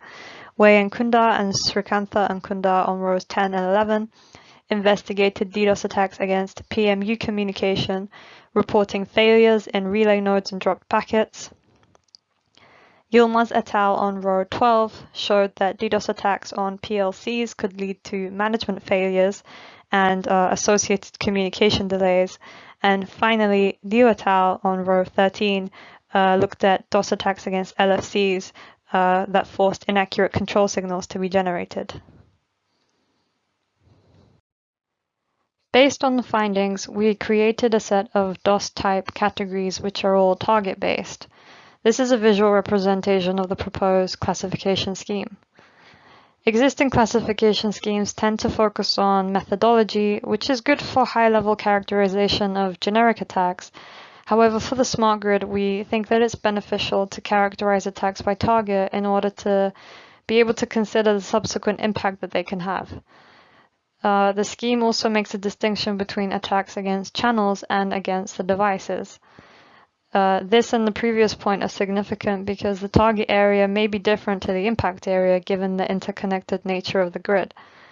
For example, a saturation attack on the AMI channels could cause load forecasting errors, which are then translated into incorrect control signals in other parts of the grid.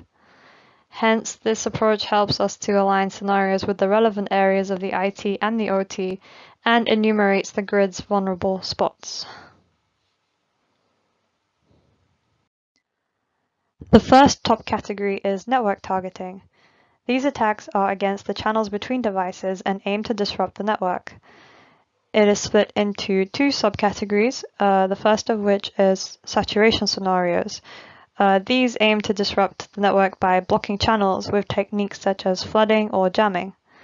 They can easily target various network technologies including TCP/IP, Wi-Fi, WSN, cellular, and even SCADA protocols.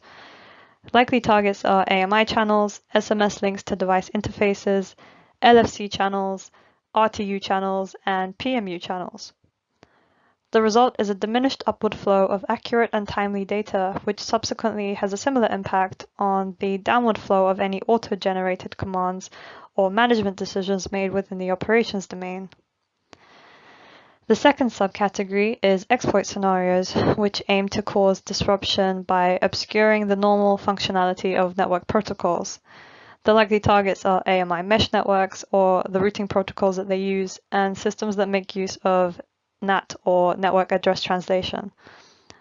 The results include networks that fail to converge and or stabilize properly, and corrupted NAT records. In both examples, data flows will be disrupted. The second top category is device targeting. These attacks are aimed at specific devices rather than their channels to prevent their functionality and or for manipulation.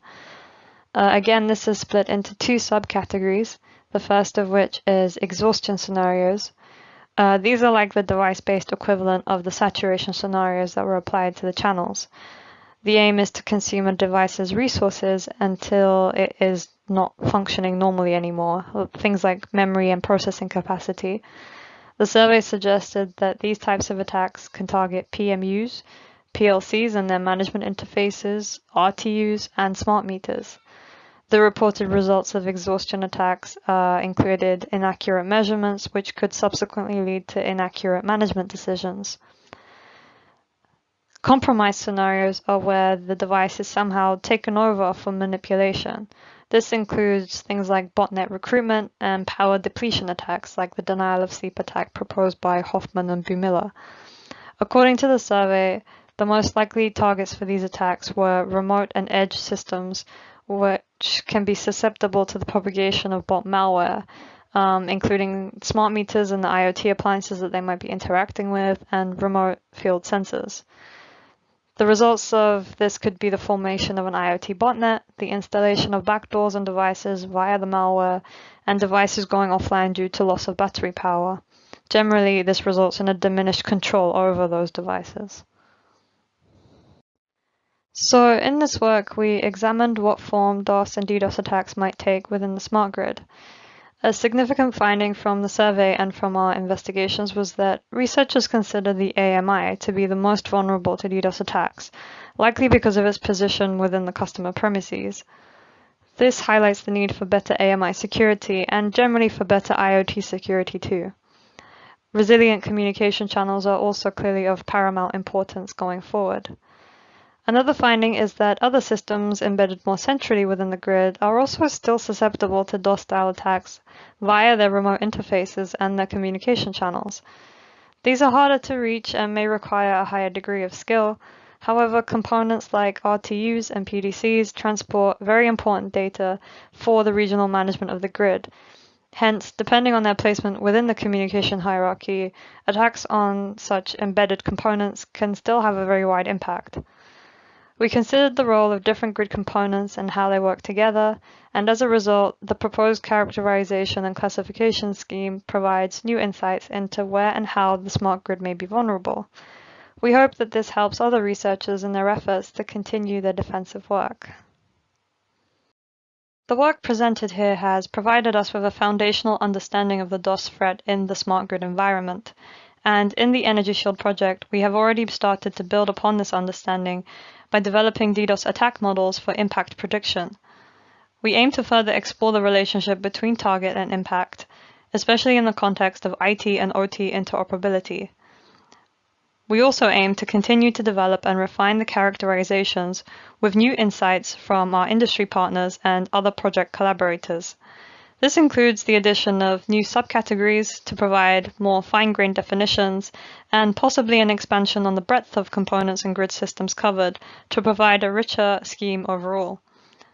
Our aim is to continue to develop a better understanding of attacks like DOS within the smart grid.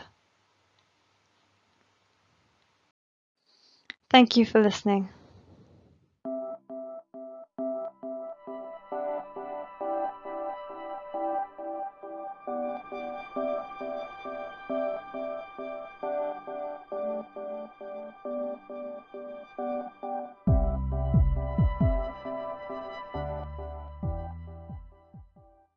Hello, ladies and gentlemen. It's a great honor to have this opportunity to give you an introduction about our paper named Security and Privacy in 5G Applications, Challenges and Solutions. The authors are Qinqiu, Sijia and Shengquan Yu, and this voice is from Sijia. I hope you will enjoy this presentation. So let's see this abstract of our paper. As we all know, 5G is a new generation mobile network that enables innovation and brings lots of opportunities to the vertical industries and our society. Also, the 5G applications face new security risks due to the technology used and the characteristic of the specific application scenario. The security risks have become a key factor affecting the development of 5G services. So in this paper, we did a lot of work on the security issues of the 5G applications. First, we summarize the technical characteristics and the typical usage scenarios of 5G. Then we analyze the security and the privacy risks faced by 5G applications. We also come up with a system reference architecture and the overall security and the privacy solutions for 5G applications. Based on the three major application scenarios of EMD-SVR and MMTC, we also provide specific suggestions for coping with security and privacy risks. And there are 6 chapters in our paper, so I will introduce these chapters one by one. The first chapter is Introduction. The International Telecommunication Union identifies 3 usage scenarios of 5G, which are enhanced mobile broadband, ultra-reliable and low-latency communications, and massive machine-type communications. And please get yourself familiar with the abbreviations. I will refer the three words EMD-SVR and MMTC very often.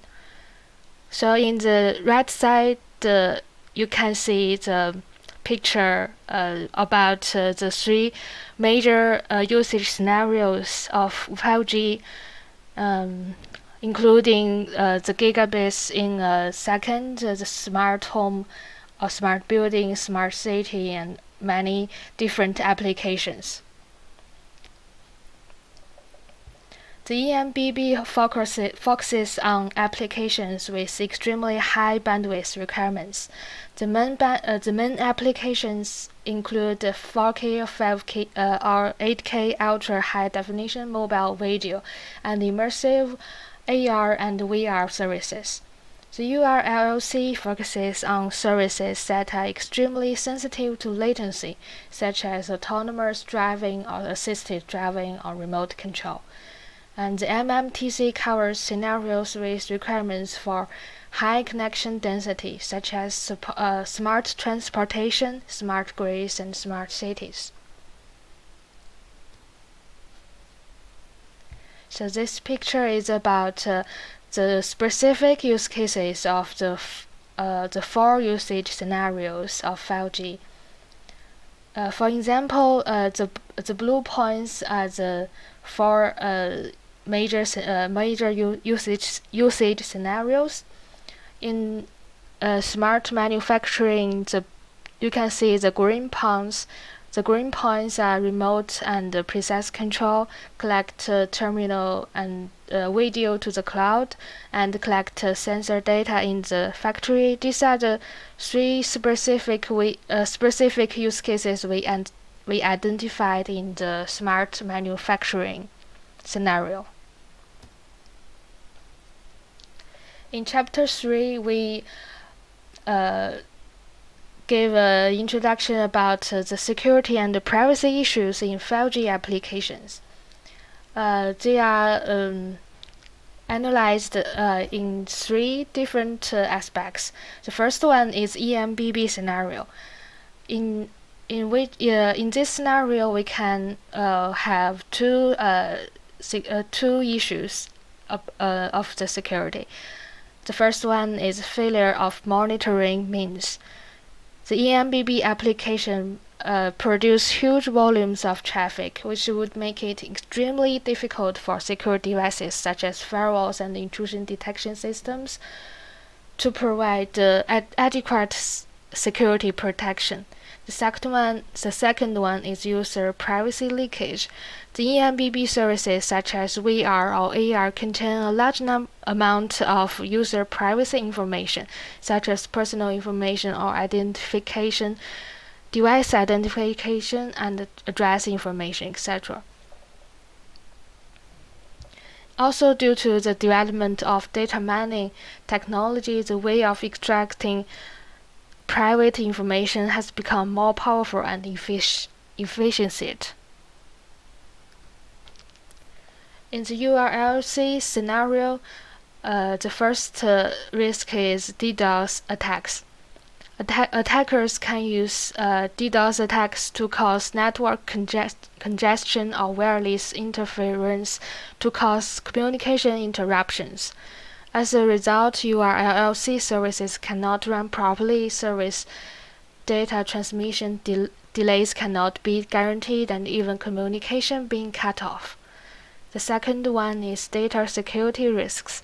Attackers use vulnerabilities in devices and protocols along network data transmission paths to tamper with the data, causing the drop of data transmission reliability and harm to normal application operations.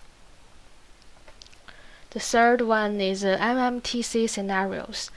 In these scenarios, it's mainly about issues about IoT terminals. For example, we can have counterfeit terminals. The IoT terminals has limited resources and weak processing and computing capabilities. So it is likely that access authentication will not be performed, or a simple method will be adopted to access authentication, which brings opportunity for counterfeit terminals. We can also have issues of data tampering. The amount of data perceived by IoT terminals is small, but it is of great importance. Attackers can tamper with application data by exploiting weakness along data transmission paths. And also the data eavesdropping and remote controls. I will skip these two. And this table is about the security and privacy risks of the typical applications. So if you remember in Chapter 2, we introduced the 4 typical applications of 5G, and so we gave the risks examples of these 4 applications in detail, from which you can see in this table. In Chapter 4, we, based on the former analyzation, we gave a systematic view about the security and privacy solutions of 5G. And the architecture of the 5G applications is actually like this picture. From the bottom up, these are the terminal layer, network layer, the platform layer, and the service layer.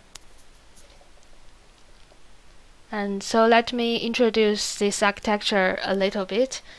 The terminal layer involves mobile phone terminals and VR/AR terminals, and some CPEs and various sensors for vertical industries.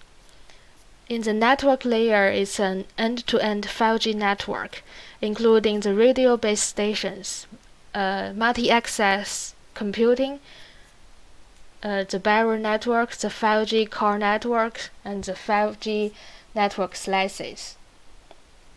In the platform layer, it contains public IT platform systems such as the AI platform, big data platform, operation platform, and security platform.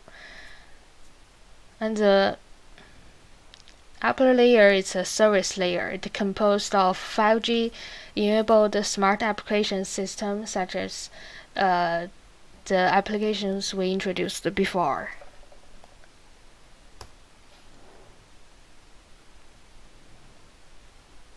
In this chapter, we also gave a table to analyze the security targets in each layer and the security and privacy solutions for each targets. So this is an example of the terminal layer. In terminal layer, our targets, the first one is to prevent and defend against DDoS attacks. And the second target is to prevent virus damage caused by exploited terminals. And for each target, we have several solutions. So you can see it in this table.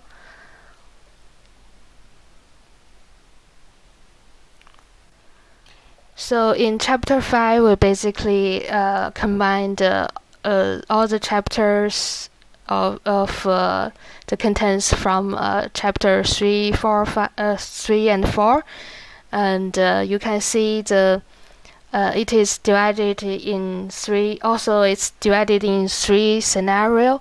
In EMBB scenario, we already mentioned before, it has risks of failure of effective monitoring means and user privacy leakage risks. And the countermeasures are listed in the second column, which you can see is application traffic monitoring at edge computing nodes, suspension of high-risk services in specific cases. And this is related to network layer, which we introduced in Chapter 4. So these two tables listed the URLC scenario and the MMTC scenario.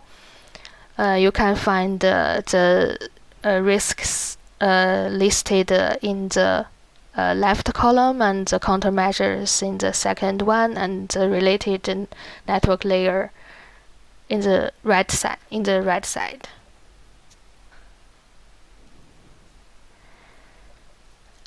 So basically, here comes to the conclusions. What we want to say is that the achievement of security and privacy in 5G application requires a comprehensive and systematic design, as well as the deployment of proper security measures according to the specific application scenarios and the needs of the industry. In the future, in line with the continuous development of 5G applications, the security level will continue to improve. On the one hand, along with the evolution of 5G technology, the changes in application requirements, and the development of security offensive and defensive technologies, the stakeholders should continue to enrich 5G security solutions, including the adoption of 5G network slicing, authentication capabilities, and other network capabilities to provide security for upper-layer applications. On the other hand, 5G network security will continue to develop in the direction of intelligence, providing a flexible, customizable security capability to facilitate vertical industries to choose security capabilities and management methods that match industry needs. Thank you for your listening.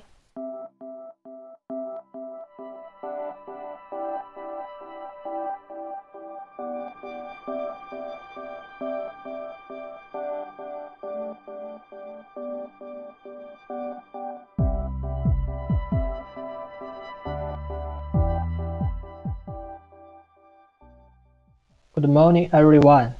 My report is about alarm elements-based adaptive network security situation prediction model.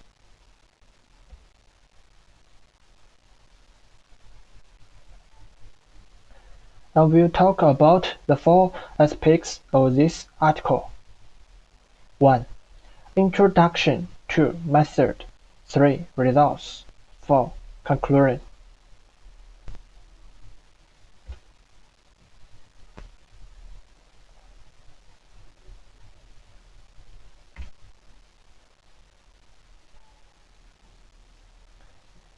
First of all, let's understand the significance of network security situation prediction. Firstly, it is convenient to understand the network security situation in the future. Secondly, it can make managers deal with threats in time. Thirdly, be able to protect the property and personal safety of institutions and personnel in time.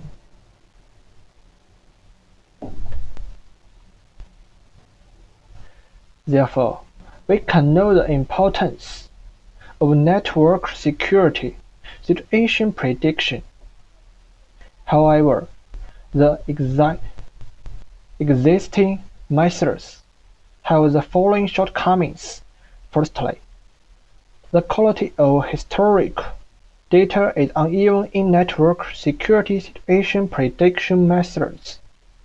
Secondly, the multi-peak network security situation leads to the decrease of prediction accuracy.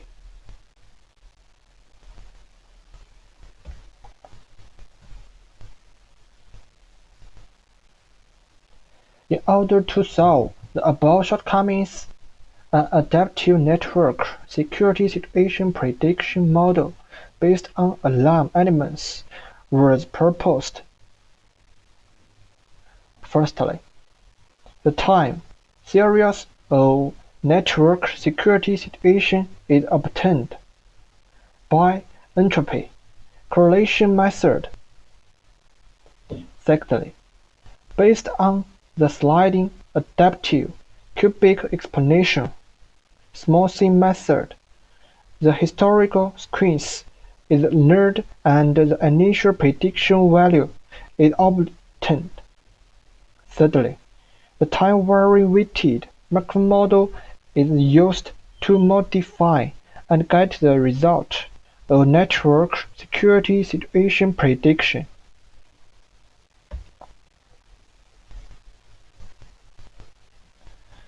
The model diagram is shown in Figure 1.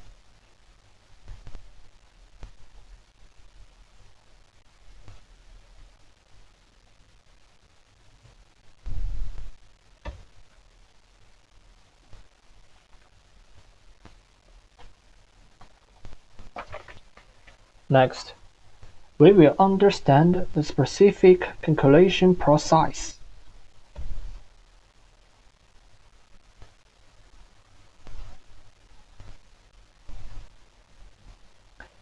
Step 1. Based on snout intrusion detection system to obtain alert information. Step 2. The entropy correlation method is used to calculate the network security situation value in each categorization period.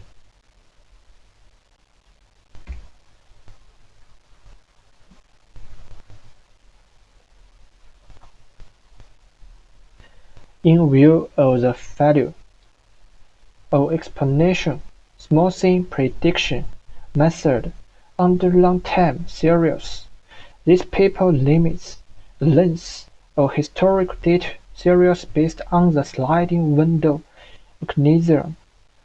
The adaptive cubic exponential smoothing model is adopted.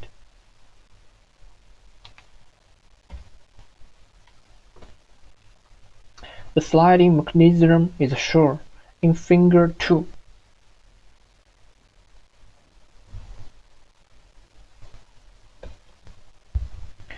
The predicted value can be obtained by the above formula.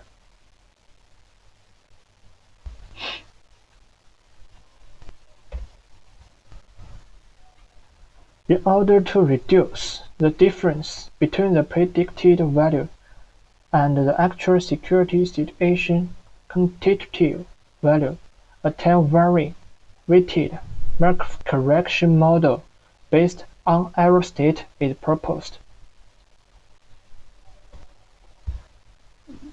Error state division. In a short period of time, the network is attacked intensively, which leads to the great fluctuation of its security situation, and the distance between the predicted value and the actual value is larger. The network is faced with conventional loopholes, so its security situation will be relatively gentle and all fluctuate slightly in a certain period of time, and the distance between the upper and lower limits of the error between the predicted value and the actual value of the security situation is small. Therefore, the interval between the maximum upper limit and the minimum lower limit of error is divided into n states. Time-varying weighted Markov chain based on error state. 1. Determine an error state transition probability matrix. 2. Calculate the weight of each order error state transition probability matrix. 3. Adjust the value of beta, check the value of W beta, and set the weight threshold of the error state transition probability matrix to 0.05. 4. The error of the predicted value of the security situation in the current window is predicted. Threshold test. The proximity of the corrected safety situation predictor value to the actual value is analyzed to determine whether the error state division number n is sufficient. The method for judging the accuracy of prediction in this paper is 1. Post-test difference test. 2. Small probability test.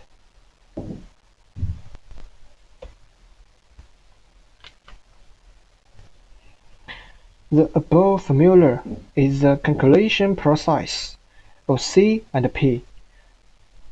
If the prediction accuracy is the first level or the second level, then the accuracy mass the requirements if it is the third level or the fourth level.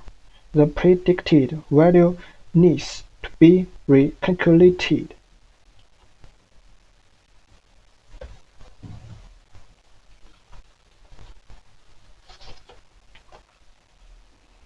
Now, let's look at the experimental part. The experimental environment is as follows.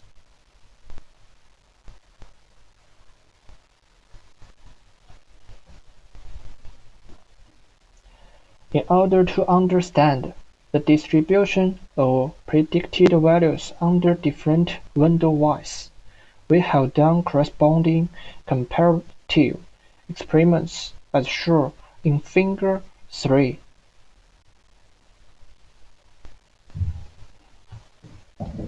We can know 1.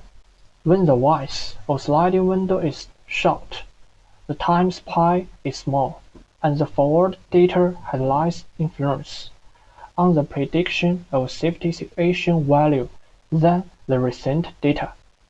When the width of the sliding window is large, and one or some of the safety situation values in the window fluctuate greatly, other data with less fluctuation in the window will play a leading role in the value of the static smoothing coefficient alpha. It will cause the network security situation prediction submodel to reduce the adaptability to abnormal network security situation fluctuations. 3. When the width of the sliding window is moderate, the effect of the recent data and the long-term data on the prediction result will be balanced, and the difference in the number of situational values with large fluctuations and small fluctuations in the window will be reduced, and the accuracy of the preliminary prediction of the safety situation is improved. So, the width of the sliding window is 10. The experimental results compared with other methods are shown in Figure 4.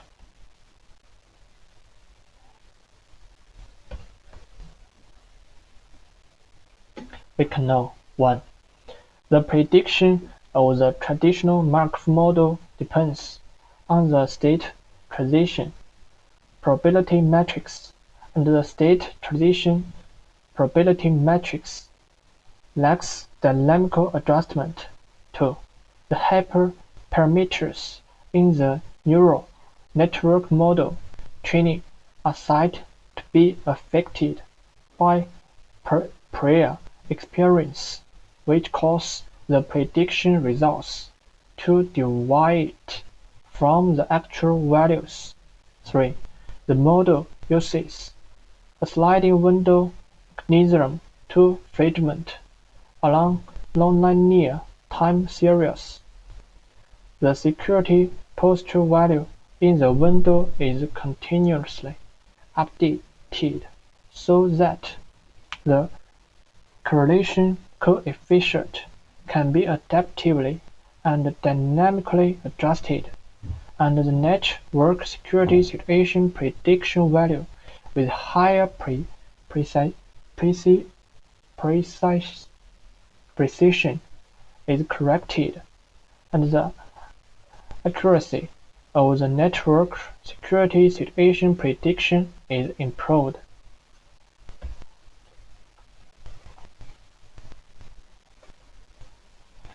Now, let's summarize.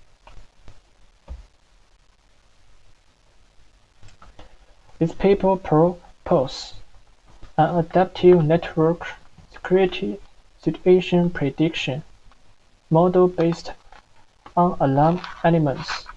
The model quantifies the network security situation values of several cycle by entropy, correlation method, and segments. The security situation values arranged in time series based on sliding window mechanism. The adaptive three-dimensional exponential smoothing method is used to generate the initial safety situation prediction results, and the time-varying weighted Markov chain is used to predict the error and correct the safety situation prediction value.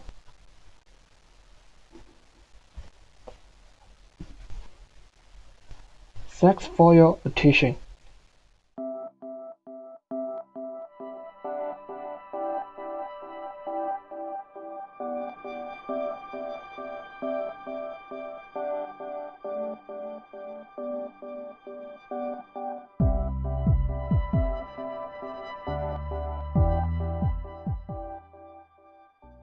Hello everyone, I am Jianwei Ding from CETC of China. Today, my presentation topic is Watermark-based Tor cross-domain tracking system for Tor network Traceback. In this paper, we focus on the Tor anonymous networks communication relationship tracking. First, let me introduce the background of anonymous network. After the emergence of anonymous networks such as the Tor, users can communicate anonymously on the Internet through anonymous networks, which also brings network security in issues. Using anonymous communication system, cyber attackers can hide their identities. Cyber attackers usually join multiple intermediate springboard hosts into anonymous networks and use these springboards to attack, intended to make network tracing and network supervising more difficult, which not only threatens the privacy of users but also causes users to suffer economic losses. So, how to track the anonymous network's user is difficult because the traffic of anonymous network is encrypted, which makes it difficult to analyze. In this case, traditional intrusion detection technology has obvious shortcomings. Conventional passive network traffic analysis cannot confirm the communication relationship between two parties in the communication, track anonymous attackers, or find intermediate proxy hosts, which is difficult to apply in a large-scale, high-bandwidth network environment such as Tor. The controlled environment communication and entity correlation technology that incorporates the idea of digital watermarking into network traffic analysis can be applied to a variety of network environments and has the advantage of high detection rate, no false alert rates, strong concealment, and short detection time. It draws on the idea of digital watermark technology and embeds watermark information by actively changing certain characteristics of the network flow, such as packet length, network flow rates, or packet sending time interval, generated by suspicious senders. The watermark information extracted by the suspicious receiver is compared with original watermark information. If a certain detection rate can be achieved, it can be determined that there is a communication relationship between the sender and the receiver. At the same time, this paper designs a cross-domain collaborative tracking architectures based on network watermarks support hidden signal detection, tracking, and position and path constructions in response to the problem that watermark transmission may cross multiple autonomous domains. Construct a cross-domain collaborative flow watermark tracking architecture.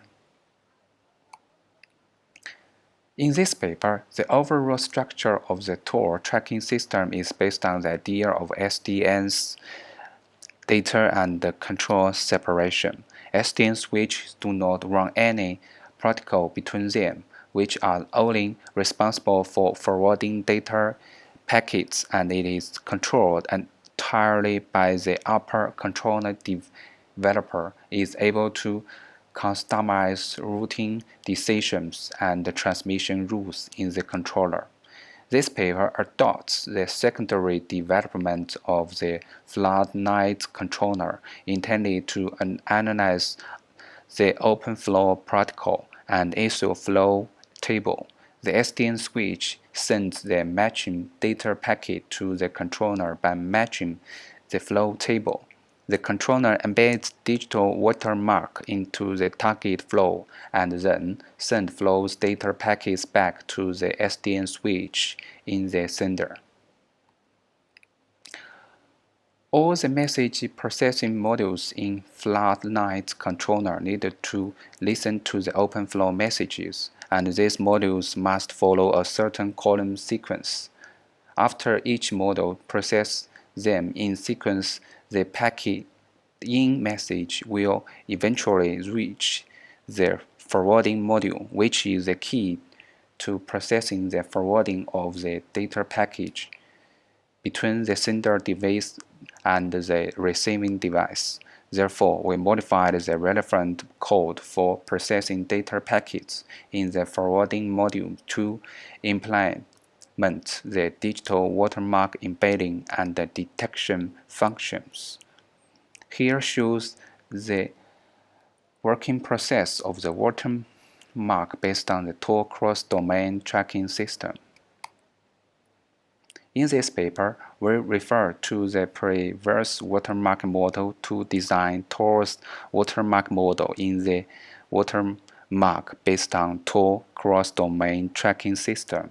The design of watermark model leads to follow the principle of not affecting the content of the packet. Hence, we designed the three watermark models, that is, inter-packet delay based on watermark model, interval-based watermark model, and the interval gravity-based watermark model. First, let me look at the inter-packet delay. The IPD watermark model encodes watermark by fine-tuning the timing of the selection packet. It is necessary to ensure that there are enough packets in the watermarked network flow, and the watermark is embedded only on the selected IPD.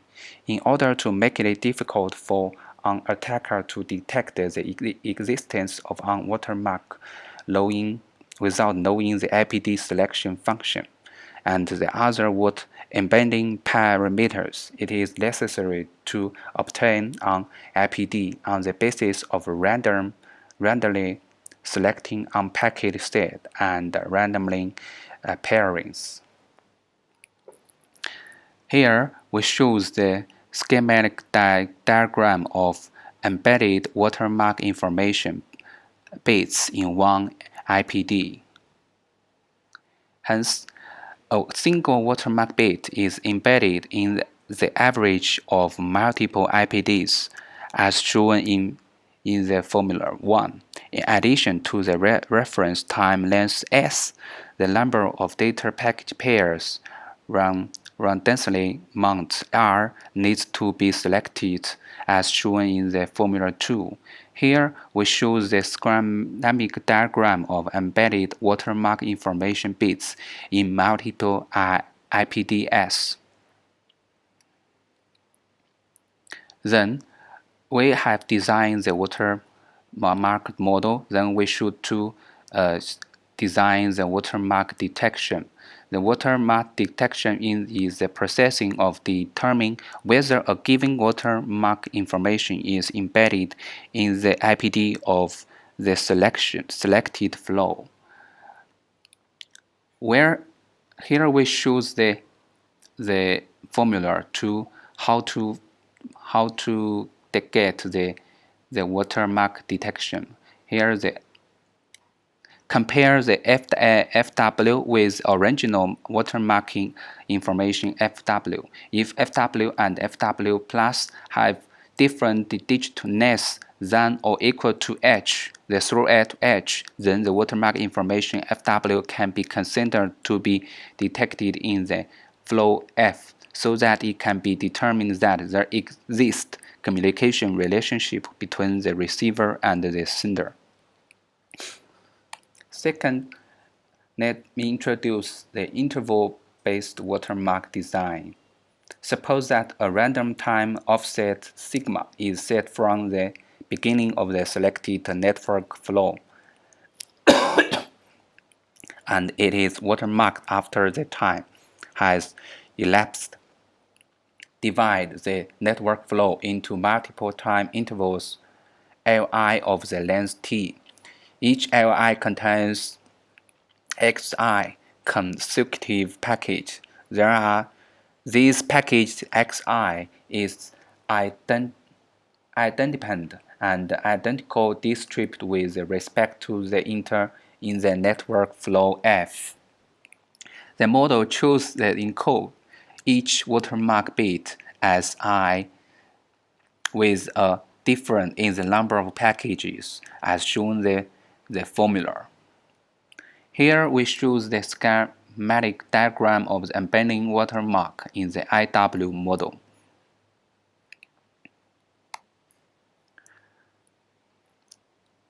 After we design the model, we also design the watermark detection model. For the watermark flow, FF embedded with L bits watermark information arriving at the detection end. By regarding the number of packages, we should have the following strategies to detect the watermark information. Repeat the above strategy L times to decode the complete L-bit binary watermark information FW plus from the watermark flow F. Set the error threshold H and compares FW plus with the original FW. If the number of different bits of FW plus and FW is less than or equal to the error threshold H, then it is determined that there is a communication relationship between the receiver and the sender. Otherwise, it can be considered that there is no communication relationship between the receiver and the sender. The third model is the interval gravity-based watermark. Here we show the schematic diagram for alerting the distribution of the package arriving time according to the characteristics of the invariable constant duration of the network flow. The interval gravity-based watermark model divides the duration of the selection network mode into fixed length intervals and adds delay to change the time of package arriving interval, intended to make the time distribution gravity of the package arrival time shift to achieve the purpose of embedding the watermark information bits. Here we show the details of the interval gravity-based watermark model design. According to adjust the time offset gravity of group A or B, we can mix the description of Y, pan right or pan left to embed binary watermark information bits 1 or 0. After we design the model, we also design the watermark detection model. Suppose that the complete L-bit binary watermark information and decode from the mark in flow F is FW+, and meanwhile, the error threshold is set to H. Compare FWF plus with original watermark information FW. If both are not the same number of bits or less than or equal to the threshold, it can be determined that there is a communication relationship between the receiver and the sender. In the experiment, we design the experiment design as follows. The controller of the watermark embedding end performs protocol analysis on the arriving data packages, and only the watermark embedding is performed on the TCP data packets. Depending on the selection watermark model, watermark on the data packets returned from the server to adjust the server-side traffic or add watermarks to the data packets sent from the client to adjust the client-side traffic. It ensures that the loading time of the web page can be affected as little as possible. In the experiment, the three designed watermark models and the detection schemes are respectively applied to water based on Tor cross-domain tracking system, and the Eclipse software is used in the flat-night controller to implement the programming in Java. In the experiment, a file with the size of 1 G to placed in the Apache web page. The experiment applies detection precision rate and false alarm rate to estimate the results for the three watermark models. Meanwhile, the three watermark models are tested in an experimental environment without going through the intermediate Springboard hosts, and the client directly access the server. For the result analysis of the IPD model, first test the effects of the addition delay C on the watermark detection precision rate and the system false alert rate. We set the length L of watermark information to 20 bits, the size of the watermark information bit interval to 2. The number of delayed packs embedding between different watermark bits is 5, and the error threshold is H to 3. Adjust the value of the rendering amount R and the addition delay time C to perform multiple experiments on the network flow. The shortest test duration is about 2 minutes. Here is the result. We can see that when the redundancy amount R is invariant, the detection precision rate will increase as the addition delay C increase. The false alarm rate will decrease as the additional delay C increased. Here, the result analysis of the IW model. We set the length of the watermark information to L equal to 24 bits, and the time offset sigma equals to 6 seconds, and the redundancy amount R to equal to 12, and the error threshold H equal to 3. We can see that when the time interval T is invariant, as the network interference delay D increased, detection precision delay rate decreased, and the system false alarm rate increased. About the result analysis of IWG model, we can see that as the time interval T increased, the detection precision rate increased, and the false alarm rate decreased. When the time interval T is flat, the larger the ratio of the time interval T occupied by the maximum delay C, the higher the detection precision rate. Compare the three models, we can find that among the three models, IPD model has the simplest embedding and detection methods. The shortest time takes time, and the number of data packets in the selection network flow is not high. Among the three models, IW model and IWG models, average detection precision rate is the highest, and the false alarm rate is the lowest. About the paper's conclusion, we have two. First, we designed the Watermark-based Tor cross-domain tracking system for Tor network communication entity based on the SDN, so that to control write-to-complete management by the upper-level controller without adding configuration information to the underlying network equipment, which is easy to operate and implement. We designed 3 watermark models to design watermark schemes. This team can use different watermark schemes in different network situations, making the system more flexible. Thank you. We finish my presentation.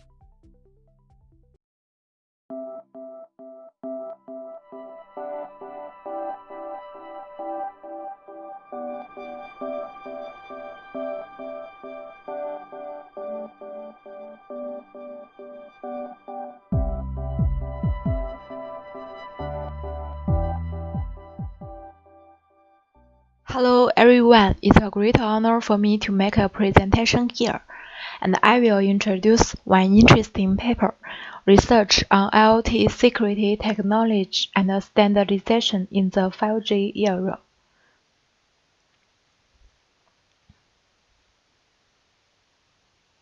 With the development of 5G technology, Internet of Things is highly developing and deeply integrated with social life and industrial productions, which brings about many security issues.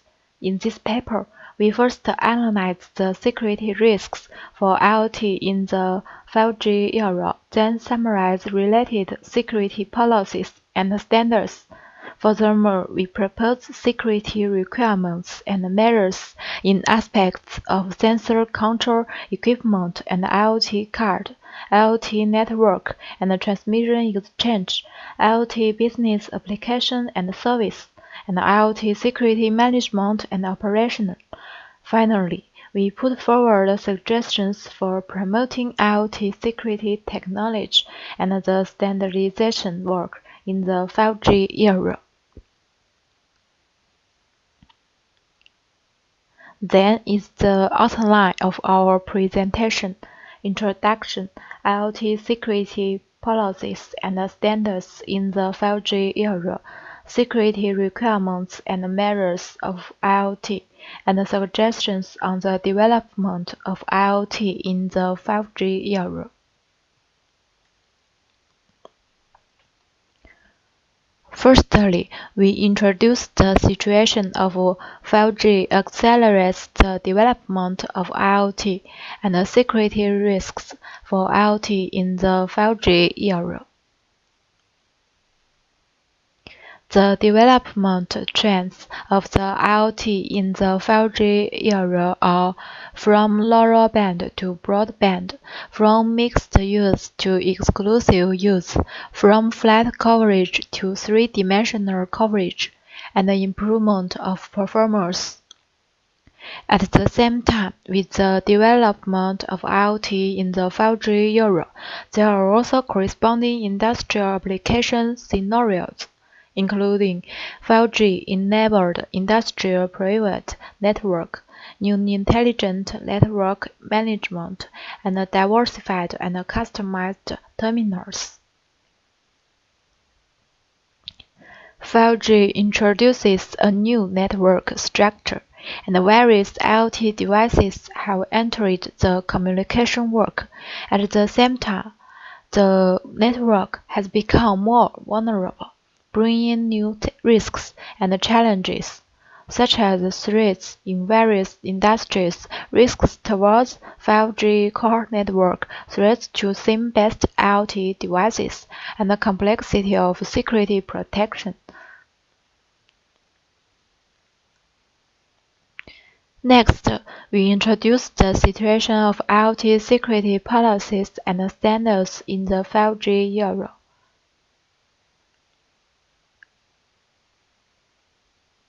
Focusing on promoting the security level of the IoT, many countries in the world have formulated strategies or policies to deal with risks of IoT.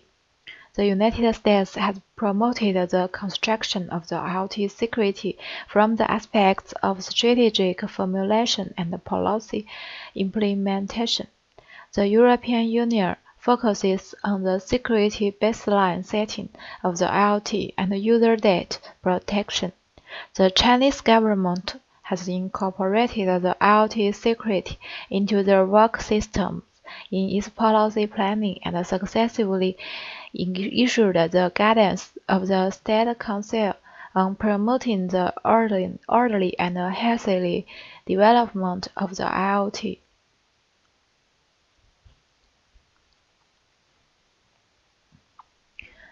At present, many standardization organizations at home and abroad have carried out research in the field of 5G and IoT security.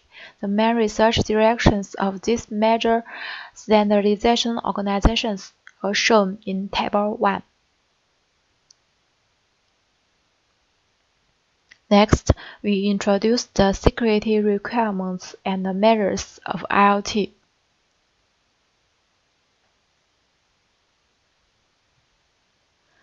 The security requirements of IoT are mainly located in sensing devices and cards, network and transmission exchange, business application and service, and security management and operation, as shown in Figure 1.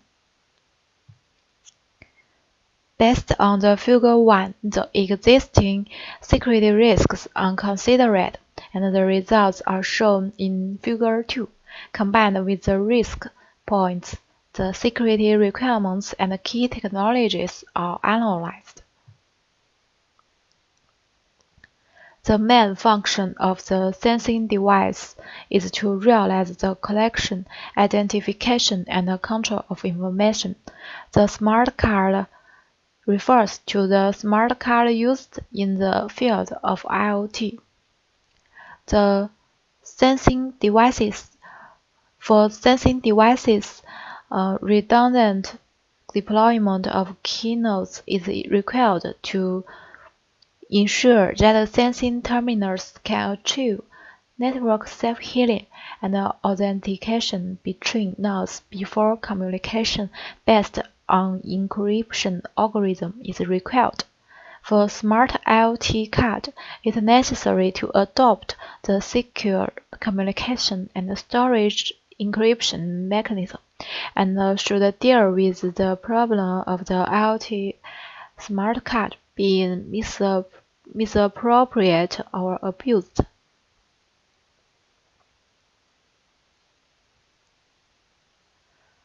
The application of the IoT uses a complex network structure.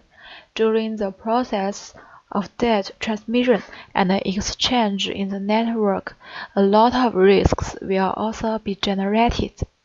In wireless communication, attackers can send interference signals to interrupt communication.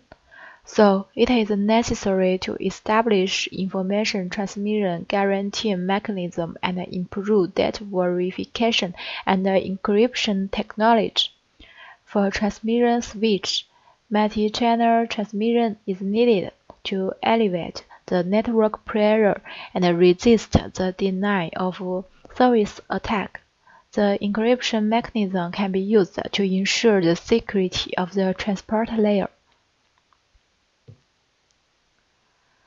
IoT business application and service security requirements mainly lie in business service platform and vertical industrial. In business service platform, we need to avoid the risks of identity counterfeiting and unauthorized access, and avoid stealing, tampering, forgery of sensitive data. Security threats in the realization of technology, logic, control, and other aspects. As for vertical industrial, each vertical industrial faces different security risks and needs.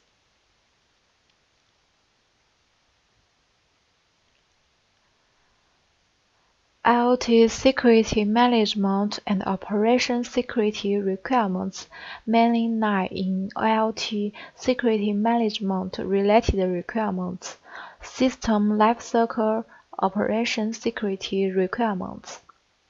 It is important to research the vulnerability management methods in the IoT industry. A complete life cycle of the IoT system includes planning and design, development and construction, operation management, and abandonment and exist. And corresponding security protection measures shall be established in each stage.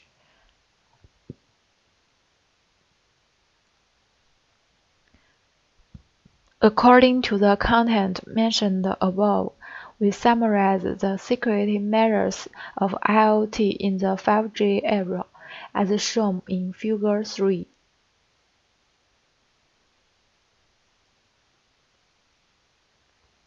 At last, we give suggestions on the development of IoT in the 5G era.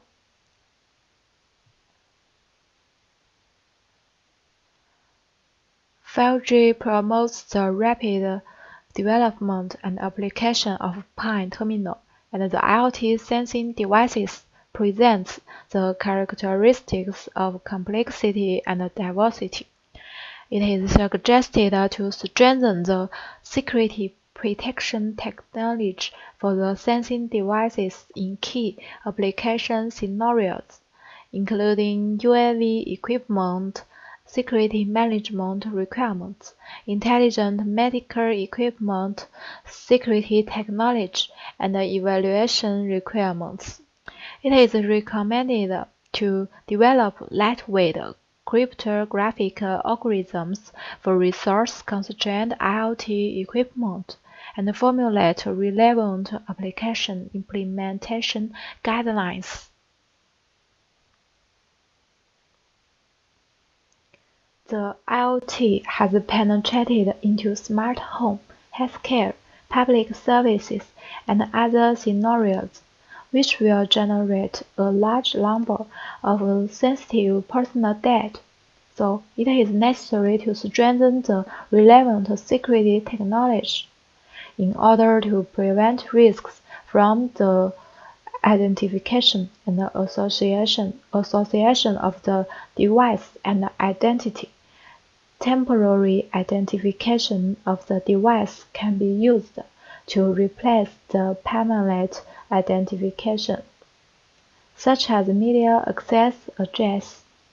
It is suggested to strengthen the research on key technologies of privacy protection and data security technology system, strengthen the application and implementation of data life cycle security management, personal information, data transaction, and other relevant standards in key fields such as industrial internet and smart city, and develop corresponding national standards such as the data security implementation guides. Due to the application security of the vertical industry of the IoT based on 5G, traditional security mechanisms and defense means need to be optimized. Lightweight encryption algorithms are important to ensure the network security and protect the data confidentiality along with the integrity. Besides, it is advised to speed up technologies research and standards promotion such as network facility security, platform and industrial application security, data security protection of industrial IoT. In addition, it is suggested to promote the security of business platform and edge computing of the Internet of Vehicles. Some traditional industries rely on the common business service platform, so it is necessary to strengthen data security protection, access control, identity authentication, and other technologies. IoT business involves responsibilities and interests of various parties. When security issues arise, it is difficult to divide responsibilities. In order to achieve secure operation and maintenance, we can enhance the security and reliability of the IoT system by strengthening the abnormal behavior implementation monitoring technology according to missions and security requirements in each stage of the IoT business, establish corresponding security measures and improve the corresponding protection technologies. simultaneous. It is proposed to speed up the development of security standards in the security operation of the IoT, emergency response, and other aspects. According to the content mentioned above, we start from perspectives of direction, development of IoT security technology, and development of IoT security standardization. We summarize the suggestions on the development of IoT in the 5G era, as shown in Figure 4.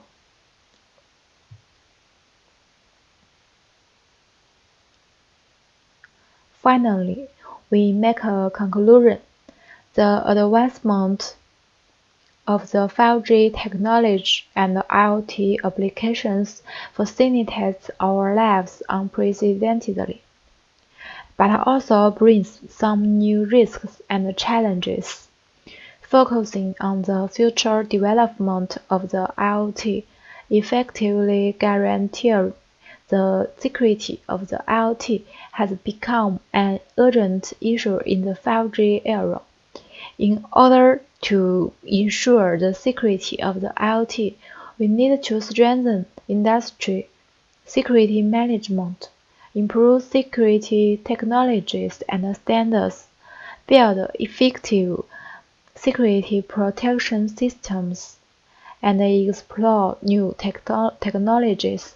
It is suggested that the industrial regulatory authorities, technological research institutions, and other relevant parties work together to actively promote the secure development of the IoT. My presentation is over. Thanks for your listening.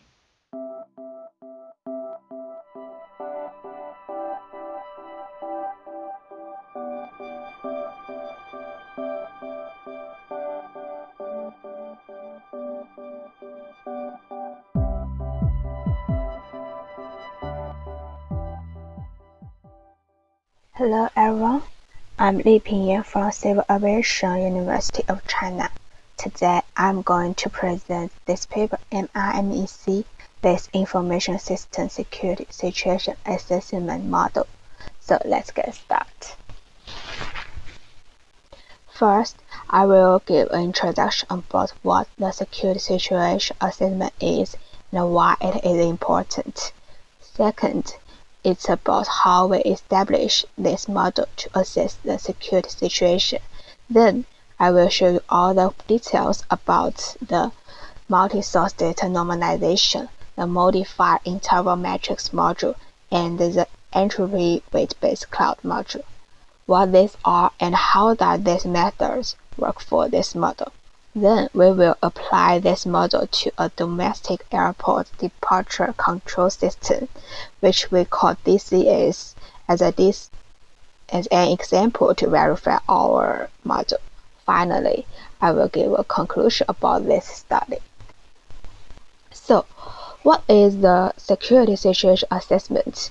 Security Situation Assessment refers to the process of predicting the situation of the system based on the perception and encryption of security elements in a certain time and space, and integrated analysis of the acquired data information.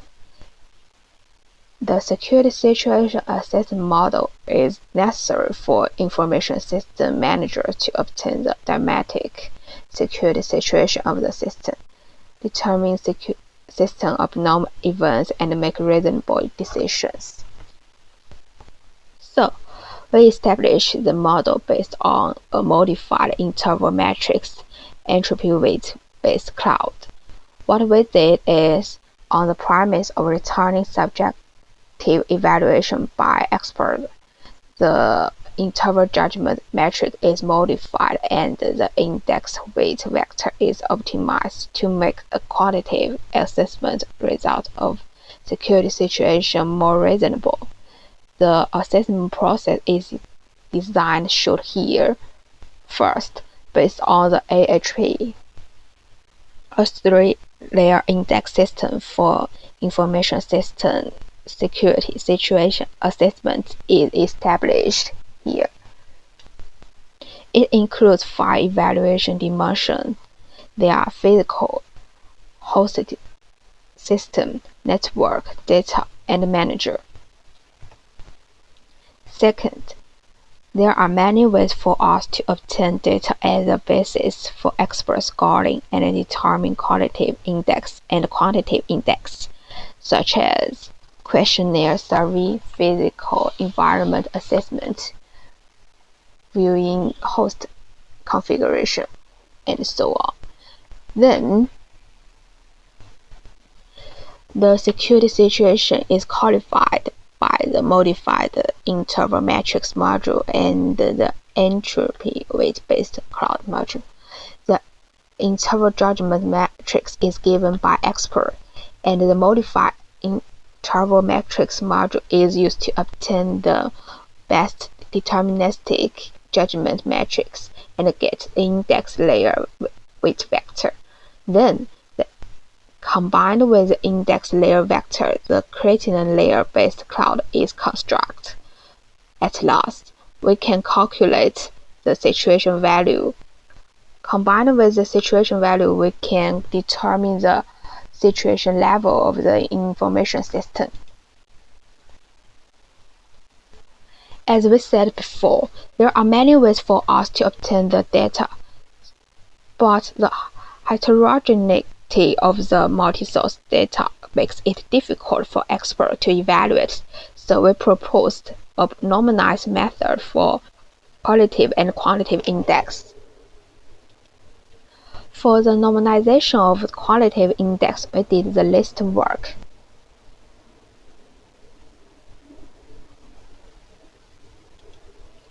And for the quantitative index, we separate them into positive way and the revised way. We use different equations to normalize them. The assessment of the security situation needs to determine the relative importance of each index, and its mathematical representation is the weight vector. In this section, the interval judgment matrix given by expert is modified to improve the constancy degree, and the revised interval judgment matrix is a search for the deterministic matrix with the best constancy degree to determine the best weight vector. This module is divided into 3 submodules. They are constancy degree judgment submodule, matrix element adjustment submodule, best deterministic matrix accretion submodule. First, we will calculate the constant degree of a given interval matrix and obtain the constant degree value. Second, if the value is greater than the threshold, we will go to the next submodule. Otherwise, we will adjust the interval elements in the matrix by interacting with experts. Third, based on the optimized interval matrix, best interval matrix is calculated and obtained. This matrix is used as the basis for solving the weight vector. Here is some details. For this submodule, we will get the constancy degree gamma of the interval matrix. The larger the gamma is, the better the constancy of the interval matrix is. The smaller the gamma is, the worse the constancy of the matrix is. Though we get the constancy of the matrix, but in some situations, the constancy degree is less than a certain threshold, which is not fit our model. So some elements in the matrix need to be adjusted. So we have this submodule. In this submodule, first, we delete elements of the same row and same column in the interval matrix, which means the deleted elements are isolated to the remaining elements. Then we will calculate the new constancy degree. If the new constancy degree of the interval matrix improves greatly, it indicates that the deleted element has negative impacts to original matrix. So we need to invite experts to adjust corresponding elements to improve the constancy degree. After above two submodules, the matrix can be used to acquire the best deterministic matrix. This submodule consists of two processes: interval matrix convergence and best deterministic matrix calculation. The matrix convergence is to converge the matrix to 10% of the original matrix. When the condition is not satisfied, it will keep iterating. The best deterministic matrix calculation is used to select a deterministic matrix with a minimal constancy degree ratio. Finally, we can get the weight vector. Combined with the membership cloud, we could judge the abnormal index value to avoid unreasonable index vector. So we proposed the entropy weight-based cloud module. It includes two processes: expert evaluation of membership cloud and cloud center of granting. For the evaluation of a certain index, experts are invited to conduct the evaluation of a certain index. The membership clause represents the evaluation results of an expert. First, the three digital feature, expansion value, entropy, superentropy of the cloud model are calculated by the reverse clause generator. Then, the expert evaluation results are returned by the forward clause generator. Finally, if the clause drops are too discrete, it indicates that the expert evaluation opinions differ greatly. Then we can apply for re-evaluation. After above all, we will get evaluation clause is shown here. In the process of qualifying the situation from the index layer to the criterion layer, the cloud gravity center evaluation method can be used to calculate the weighted deviation and obtain the security situation value of the different dimension index in the criterion layer, and the process of qualifying the situation from the criterion layer to the target layer. So we can get the support matrix P here. The x1 to x5 in this table correspond to the 5 dimensions of the criterion layer, and the Pij indicates the degree of support of each index.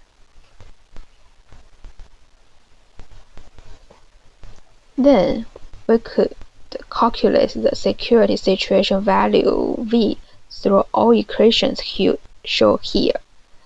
Finally, combined with the security situation value V, we can retain the comprehensive security situation of the information system with the table 2 here.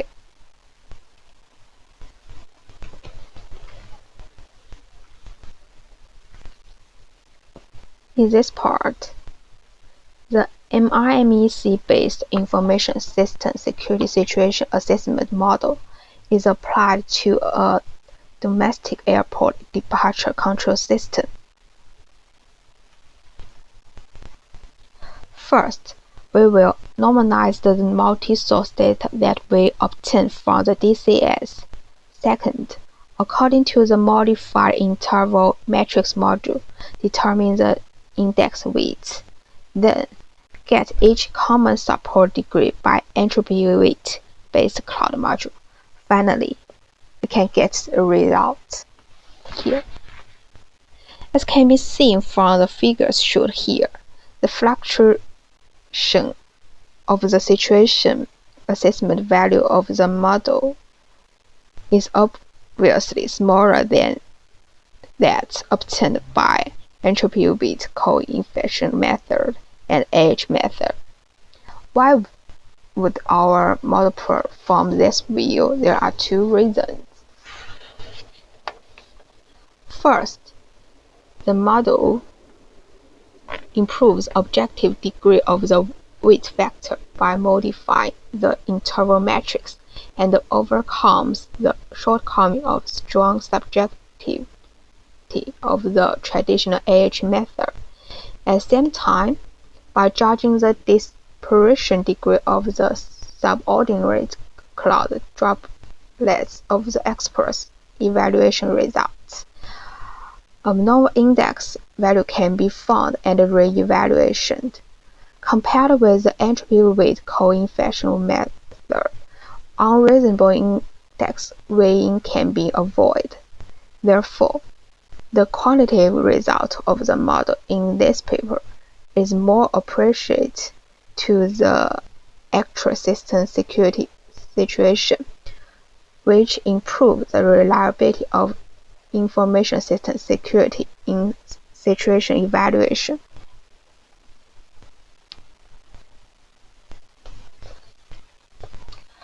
We proposed an information system security situation assessment model based on a modified internal matrix entropy weight-based cloud. This model corrects the interval judgment matrix, finds the best deterministic matrix to determine the index layer weight vector, and combine the entropy weight membership cloud to qualify and grading the security situation. The feasibility and effectiveness of this model are verified by the security situation assessment of DCS. Compared with the results based on the other two traditional methods, it's showing that our model has good reliability and stability. Thank you. If you have any question about this study, you can contact us with this email. Have a good day.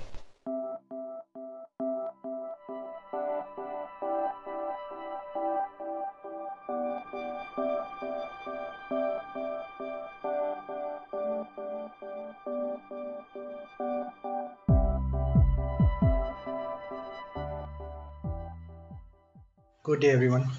My name is Mohammad Shavez Afaki and I am a postdoctoral researcher at Universitat Oberta de Catalunya, Spain. Today I will be presenting our work on proposing a novel, secure and privacy-preserving framework for smart building.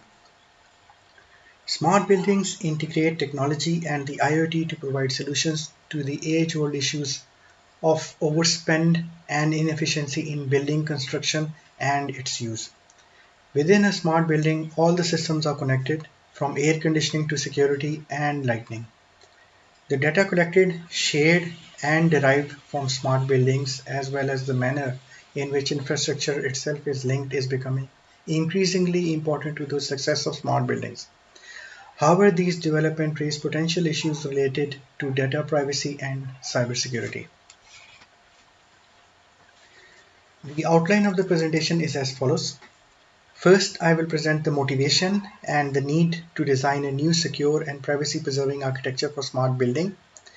Next, I will present the use cases that provide a glimpse into the problems of security and privacy in smart building. In the third part, I will present the most essential and vulnerable part of IoT infrastructure, that is, the communication systems and technologies. Building on the challenges of smart building use cases and the versatility of communication technologies, in the fourth part, I will present our proposed framework. In order to indicate the strengths of the proposed framework, in the fifth part, I will provide a comparative analysis with the relevant and updated state-of-the-art solutions. Finally, in the sixth part, I will conclude the presentation.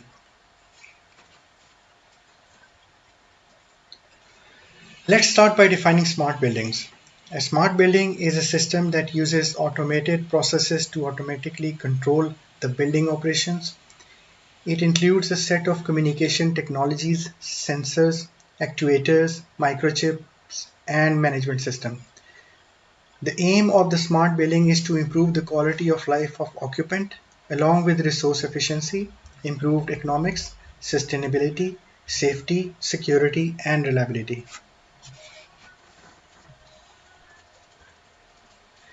Despite the potential benefits of a smart building, there exist numerous security and privacy threats which can affect building occupants, owners, and managers. In this paper, we categorize these threats into 5 categories. First is cybersecurity attack, which occurs due to the IoT device's connectivity with Internet. Interoperability challenges are due to the sheer range of devices, incompatible standards, and complex protocols. Traditionally, the cryptographic protocols incur high computational cost and create a conflicting situation with the IoT devices, and thus create a minimum computation capacity for IoT devices. An example of user profiling is the collection and analysis of raw information of occupants' data without his/her consent. A few examples of privacy-violating interactions are conveying private information through a public medium, private query display accessible to non-authorized people, change of owners of IoT devices, possibility to learn the characteristics of equipment of smart building, and information linkability issues. Therefore, there is a need to design a reliable and lightweight security and privacy architecture for a smart building that caters the aforementioned challenges.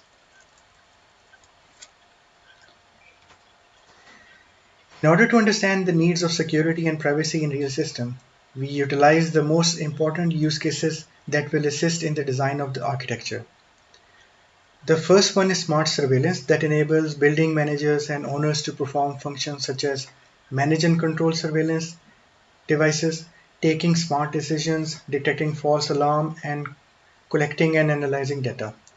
The second use case is smart maintenance that allows the building managers and operators to improve efficiency of building operations through functions such as detecting abnormalities and sending alerts using predictive maintenance and providing swift responses.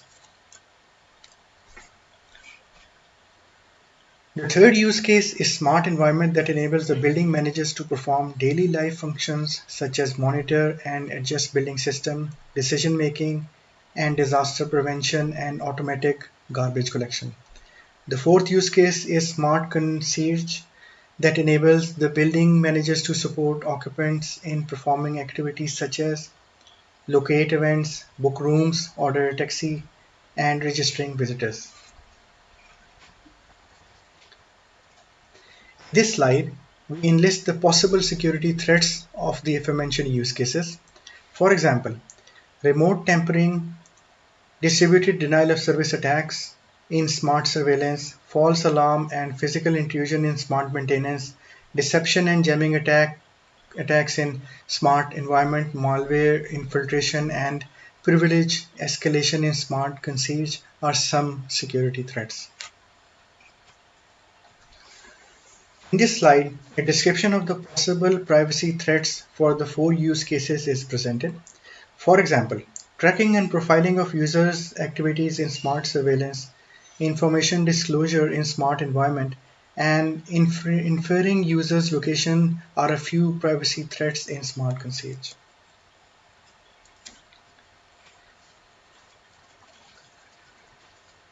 After discussing the threats in smart building, we now move towards understanding the most essential part of IoT infrastructure, that is the communication systems.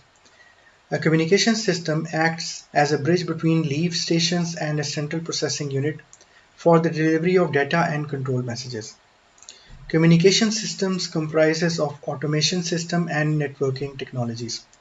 Starting with automation systems, there are already smart building automation systems available in the market, but they have some issues such as difficulty to accommodate within fog computing paradigm, vulnerability to security attacks, and interoperability.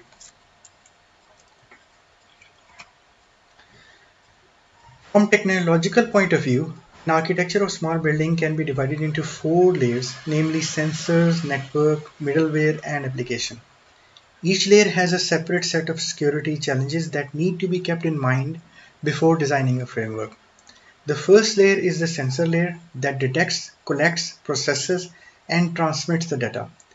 It has a few security issues such as DDoS attack and tampering.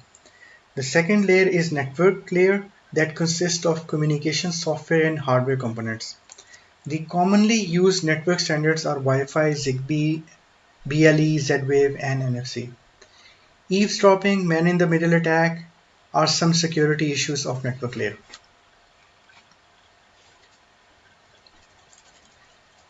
Next is the middleware layer that receives and stores data received from the network layer.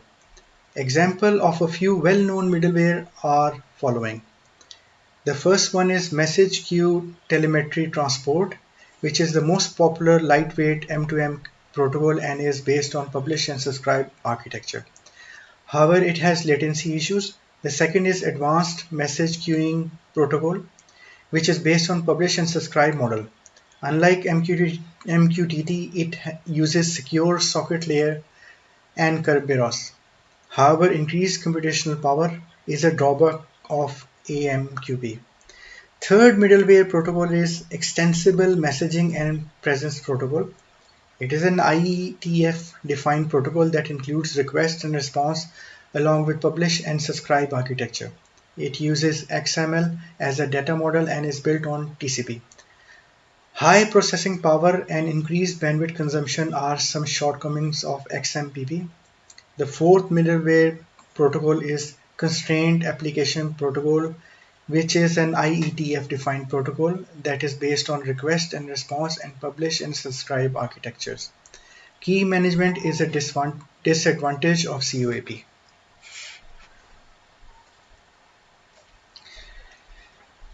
The next is the application layer that is used to provide application-specific functionalities and provide an interface to the lower layer protocols. Typical examples are M2M protocols, middleware, etc. It has a few security issues such as data leakage, DDoS attack, and sniffing attacks.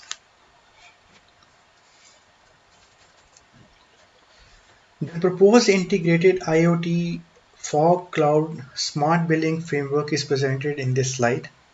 In this architecture, we have assumed 3 floors of a mixed building that consists of office and residential floors. Many cloud-based solutions to address security and privacy properties for smart buildings are available. However, the drawbacks of such schemes is the lack of decision-making at local fog stations. In IoTFC, a fog layer is responsible to take decisions locally.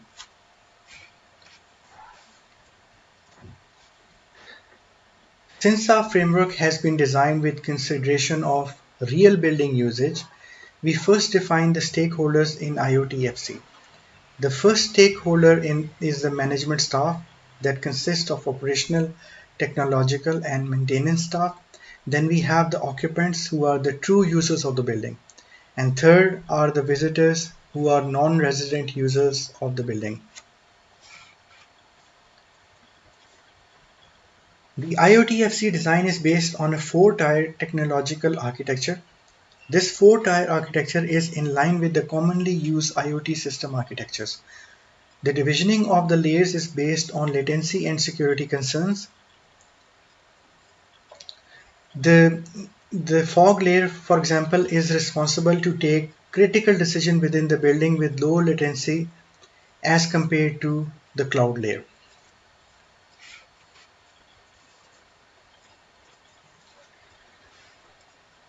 In the IoT sensor layer, we have selected the following sensors that generate user-related data in the chosen 4 use cases.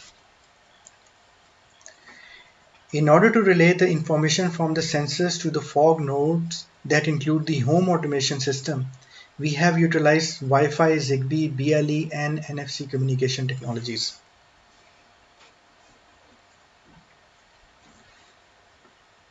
In IoTFC, we have utilized fog computing paradigm to offer scalability, autonomy, manageability, and security. The proposed security and privacy protocols along with the home automation system are deployed on the fog layer to enable proximity to IoT nodes so as to reduce latencies and process the transient data locally.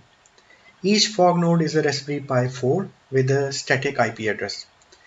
The office and apartment fog nodes are assumed to take real-time actions such as fault tolerance, access control, and so on at the room level.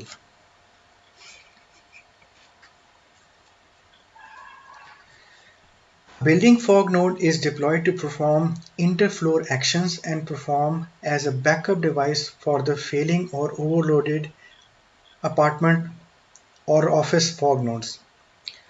Last is the cloud layer that performs non-critical decision making and stores data for long-term storage.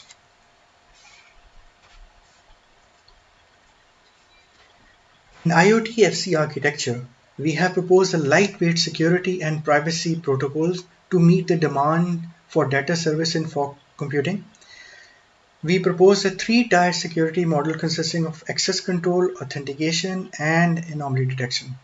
Starting with the access control, a dynamic role-based access control is proposed that dynamically grants and adapts permissions to users according to the context and the roles of the stakeholders. For example, the building resident looks for an available meeting room using his/her access token. The coordinator of the office area verifies the user role, his or her access right policies, and conditional constraints. If satisfied, it will grant the access request to the resident who can then book the room. In IoTFC framework, authentication mechanism based on token authentication server and MQTT broker is applied at IoT sensor, fog, and cloud layers. For authentication, we have considered two types of devices: mobile devices that are carried by the owners and the fixed devices that are pre-deployed in specific areas. At the IoT sensor layer, the device level authentication is performed by MQTT broker and the token authentication server. Similarly, at the fog layer, token authentication server registers and authenticates the apartment, office, and building fog nodes. Similar procedure is applied for cloud authentication.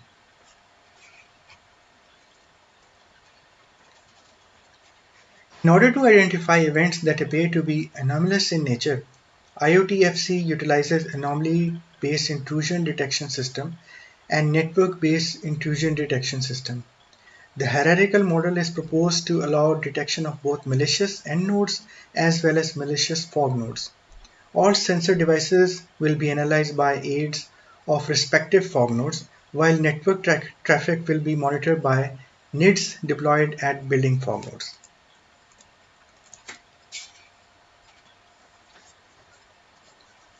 To prevent user profiling, tracking, and re-identification in the 4 use cases of smart building mentioned in this paper, the following solutions have been proposed.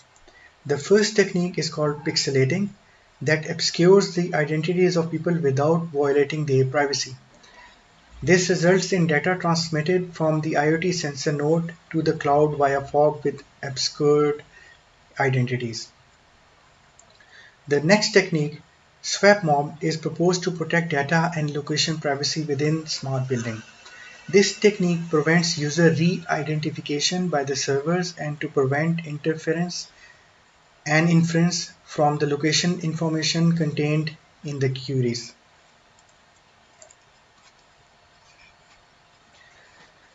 In this slide, comparative analysis is presented between IoTFC and the related state-of-the-art solution in terms of security and privacy.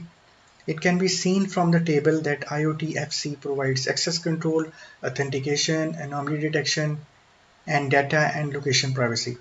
As compared to other systems, IoTFC is a comprehensive, secure, and privacy-preserving middleware architecture.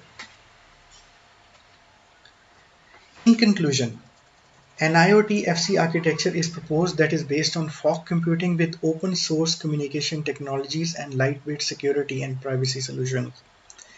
In future, we intend to implement the proposed security and privacy solutions and analyze the complexity, security, and privacy properties of IoTFC. Thank you for listening. If you have a query regarding our work, please do not hesitate to ask the authors.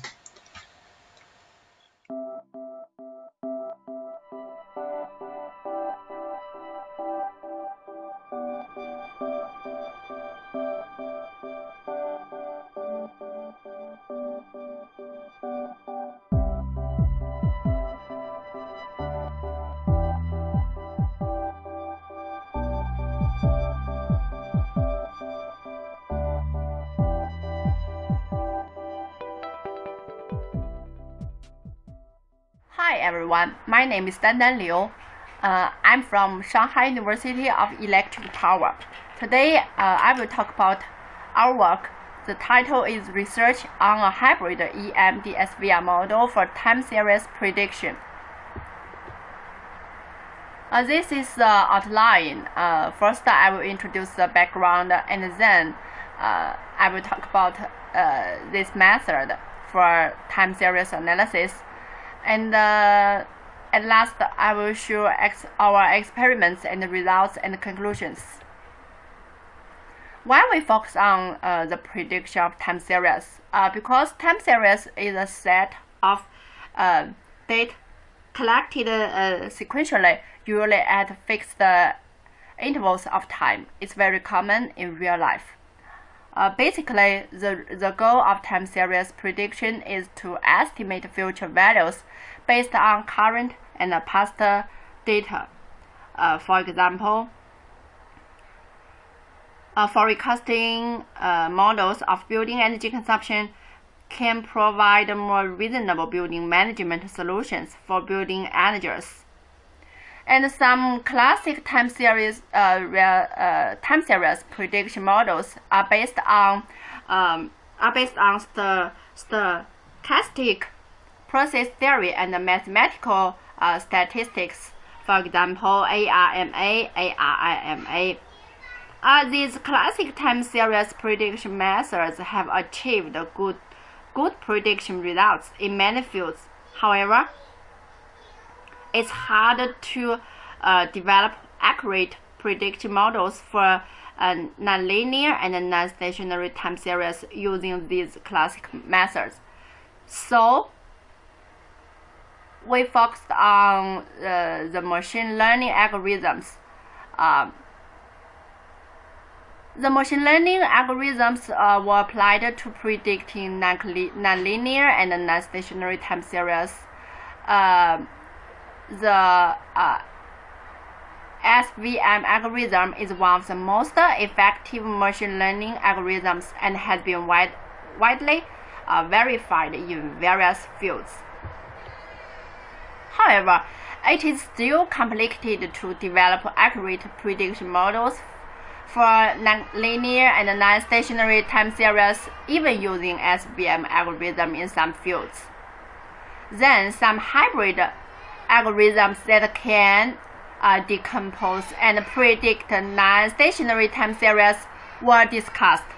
In this paper, a time series prediction model for building energy consumption was established based on the EMD-SVM hybrid algorithm. And then I will talk about the theory of the hybrid algorithm. First, we will talk about the theory of EMD. The EMD method is simple and effective for nonlinear and non-stationary time series. So it was used to decompose the time series of building energy consumption in this paper. This method can be summarized as follows. Give a signal, identify all extrema of xt, and interpolate between minima or maxima, ending up with some envelope, and compute the mean of the envelope. And then extract the component C1t is xt minus m1t. This is an IMF, and iterate on the residual RIT. Repeat the steps until the decomposition results satisfies the stopping criterion. The original time series are decomposed into several IMFs and one corresponding residue. And then I will show the procedure of EMD. And this is the original time series, and we will find the maxtra and envelope, and compute the mean of the envelope, and then get the residue. Repeat these steps. Repeat these steps.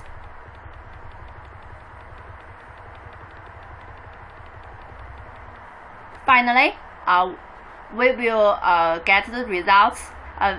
These are 6 IMFs, and the original time series are decomposed into 6 IMFs, and this is the final residue.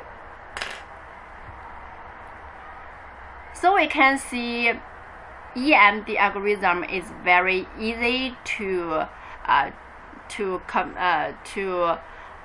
decompose the time series. And then we will talk about the theory of SVR. Kernel and optimizer algorithm are 2 parts of SVMs. The nonlinear data is divided into high dimensional space and made linearly separable. In the feature space, the learning takes place, and the data points only appear inside dot products with other points. For example, from this figure, we can see it's very easy to divide the points into 2 parts, but it's very hard to divide these points into 2 parts from this figure. And SVR algorithm will make these points into high dimensional space, and it's easy to find a flat to divide these points into 2 parts. This is the SVR algorithm. And the hybrid method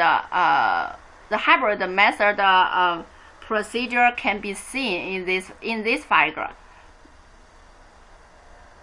First, the original time series will be decomposed using EMD into several subsequences, and for every subsequence,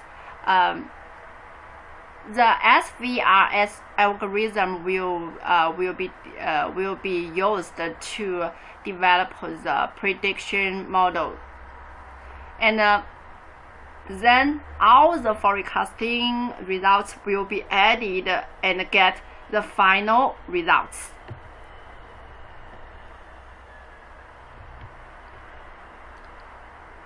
And how to make the input and output data set of a SVR model. And we can see these equations.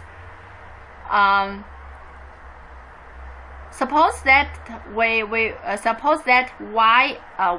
to yn is defined as a time series, then yi bar and xi bar and zi bar can be described by these equations, And this is the input of the SVR model, and this is the output of the SVR model. From them we can see YD plus 1 is generated by Y1 to YD, and YD plus 2 is generated by Y2 to YD plus 1.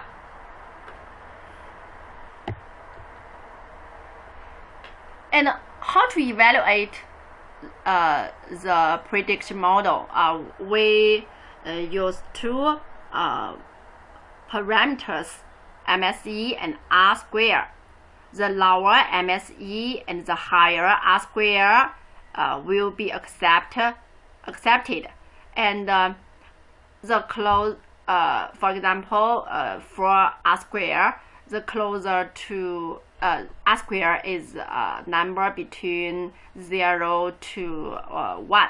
The closer to 1, the better the prediction model.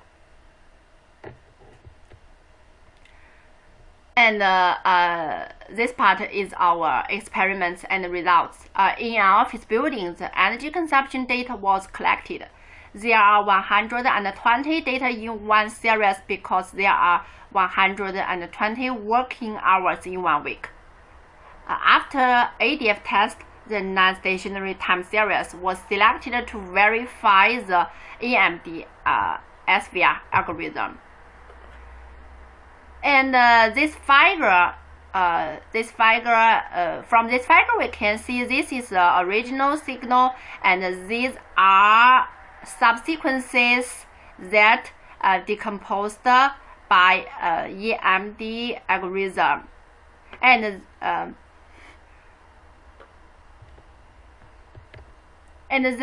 the X bar and Z bar were generated by these equations. For example, when total is 120 and time steps was 24, N would be 74 and M would be 24. The inputs and outputs of SVM model X bar and Z bar, we can see them here.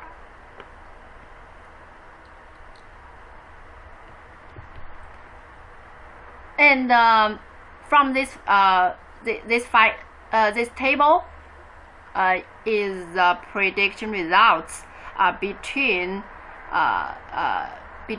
EMD-SVR and SVR algorithm. It can be seen in this table the prediction results of EMD-SVM algorithm. SVR algorithm was better than SVR algorithm, use different time steps. And for example, the MSE, this hybrid method has lower MSE and higher R square. Higher R square, lower MSE. So this hybrid method is better than SVR method. From this table we can see. And these figures are the prediction results.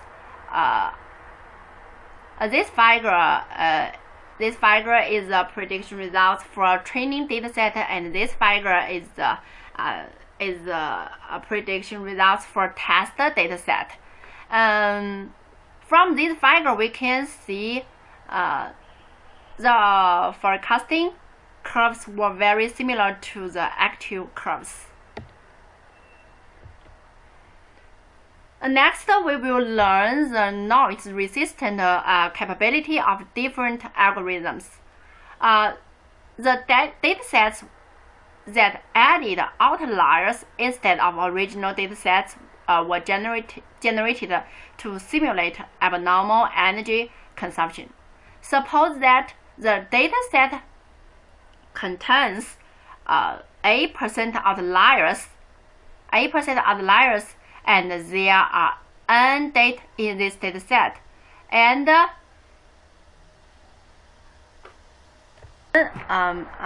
multiply 8% integers will be generated randomly between 1 and n, and these integers are the serial number of outliers.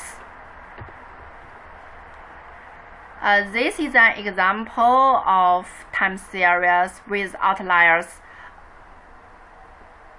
This blue curve is the original date with 20% outliers.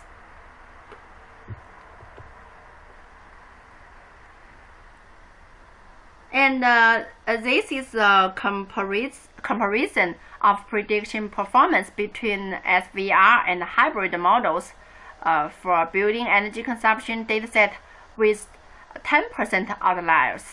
And from this table and this figure, we can see the hybrid algorithm is also better than SVR algorithm.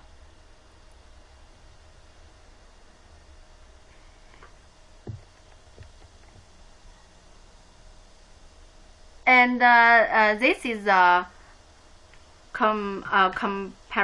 comparison of prediction performance for dataset with 20% outliers. As for dataset with 30% outliers, 40% it's for dataset with 40% outliers. From this figure and tables, we can see the hybrid algorithm had better noise-resistant capabilities.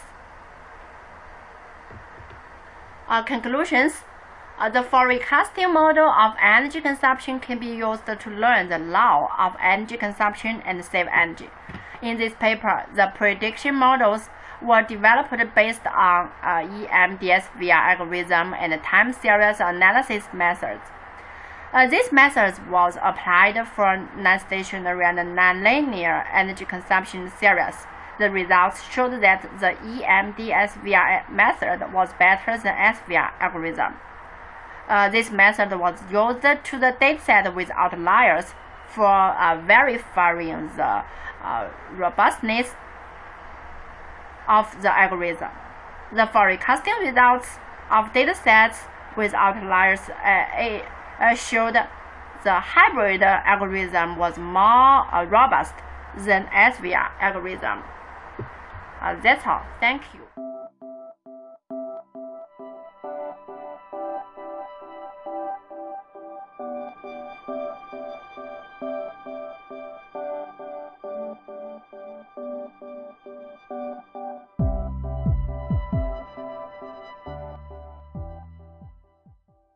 Hello everyone, I'm Wanning Wang, come from Guizhou University in China. It's my honor to be here to report my paper titled Distant Supervision for Relations Extraction via Deep Residual Learning and Multi-Instance Attention in Cybersecurity.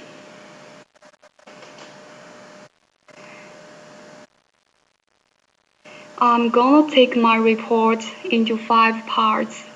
The first part is about introduction of background. Currently, there are numerous open-source threat intelligence sources fed into various analytical solutions, such as security news, security forums, and vulnerability information. However, this data is fragmented and difficult to correlate such multi-source data.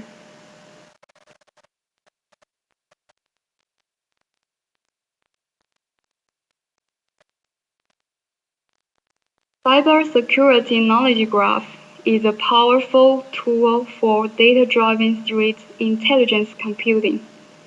Through Cybersecurity Knowledge Graph, researchers can intuitively know cybersecurity entities and the relations between the entities.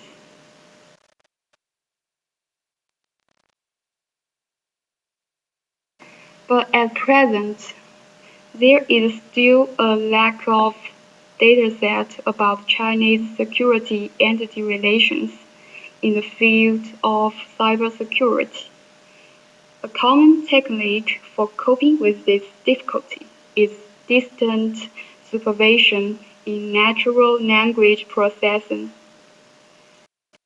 Distant supervision strategy is an effective method of automatically labeling training data, but the assumption in distant supervision methods is too strong, leading to the wrong label problem.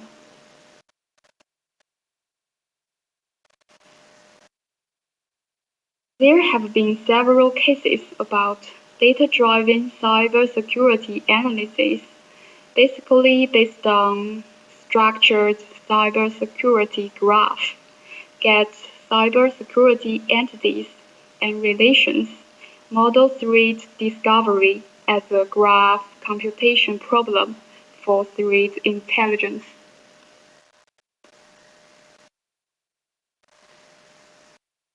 Relation extraction is a key technology in construction of knowledge graph. Many methods are proposed, including the above 4 kinds of methods. Distant supervision is an effective strategy to automatically label training data, but at the same time, it suffers from the wrong label problem. For better making use of cybersecurity knowledge graph to cybersecurity analysis, solving the wrong label problem in distant supervision, we propose a novel cybersecurity relation extraction model, RESPCNN-ATT, combined residual learning, piecewise convolutional neural networks, and multi-instance attention. This is the overall architecture of the proposed model. We first use the pre-trained word vector and the position vector between cybersecurity entity pairs as the model inputs, and then uses piecewise convolutional neural networks to extract the semantic features. Deep residual learning is used to solve the problem of gradient disappearance caused by noise data, so as to extract more effective semantic features. In order to better capture the more important semantic features in sentences, a multi-instance attention mechanism is used to calculate the correlation between instance and the corresponding relation to reduce the impact of noise data. And next, I'm gonna make details of the proposed model.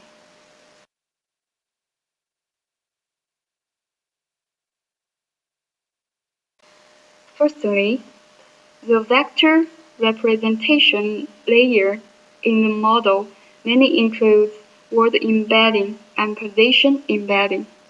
We use word-to-vector to perform word vector processing on the sentence to map each word of the sentence to a low-dimensional real-valued vector space, and finally form a word vector query metric.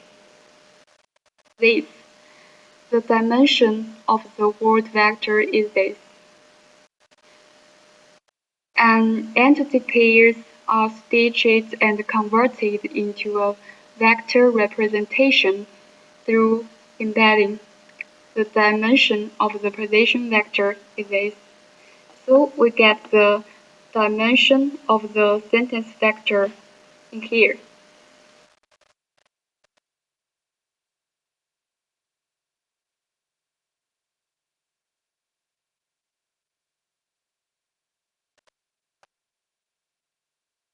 A residual convolution block is designed for residual learning. Each residual convolution block is a sequence composed of two convolution layers. The convolution kernels of the two-layer convolution are respectively W1 and W2. The first layer of the residual convolution block is this, and the second layer is this. And thus, we get the output.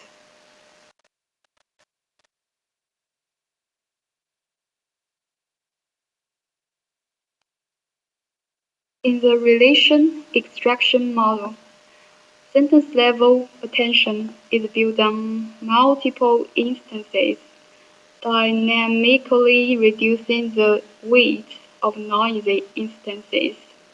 We calculate the correlation degree between the instance vector and the relation. The weight of the input instance vector is this, which measures the correlation of the corresponding relation, and this is a curve-based function which indicates the degree of matching. Here, conditional probability of prediction relation is calculated by softmax function, like this, where this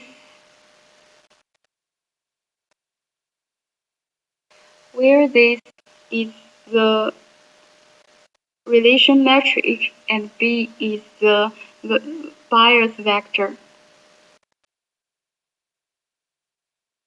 The conditional probability is used to predict the relation between cybersecurity entity pairs by this formula.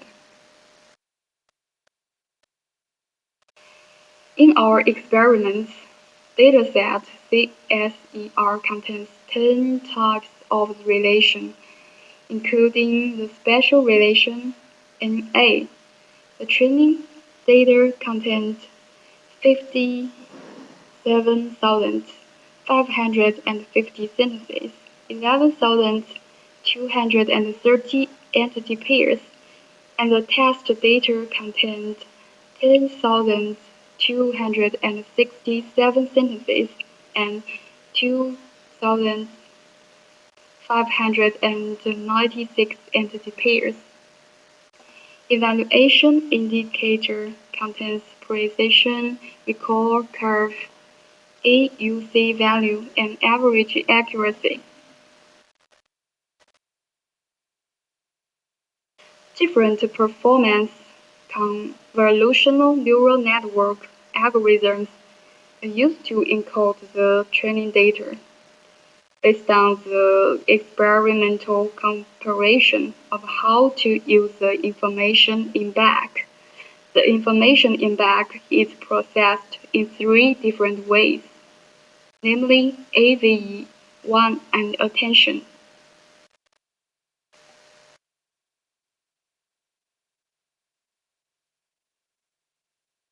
The main parameter settings are shown in this table.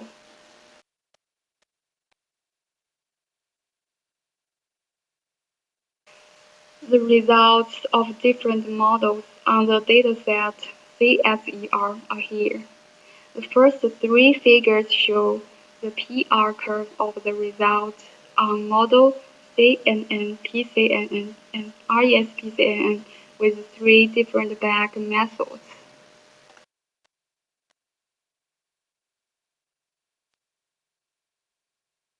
In the last figure, the model RESPCNN ATT performs best on the dataset CSER, can better extract the deep semantic information of sentences, indicating that the introduction of the attention method can effectively reduce the redundant data in distant supervised learning.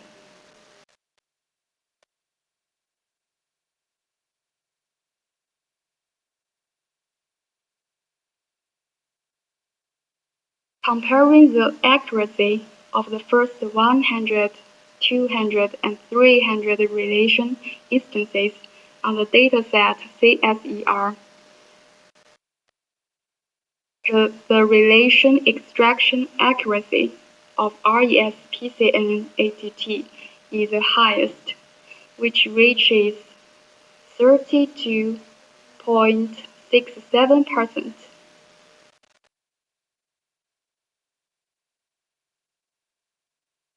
We design comparative experiments of convolutional layers by setting different depths of the proposed model to verify the effectiveness of the introduction of residual learning. And this is the results on models with different depths. When the depth is 5, we get the best experiment result.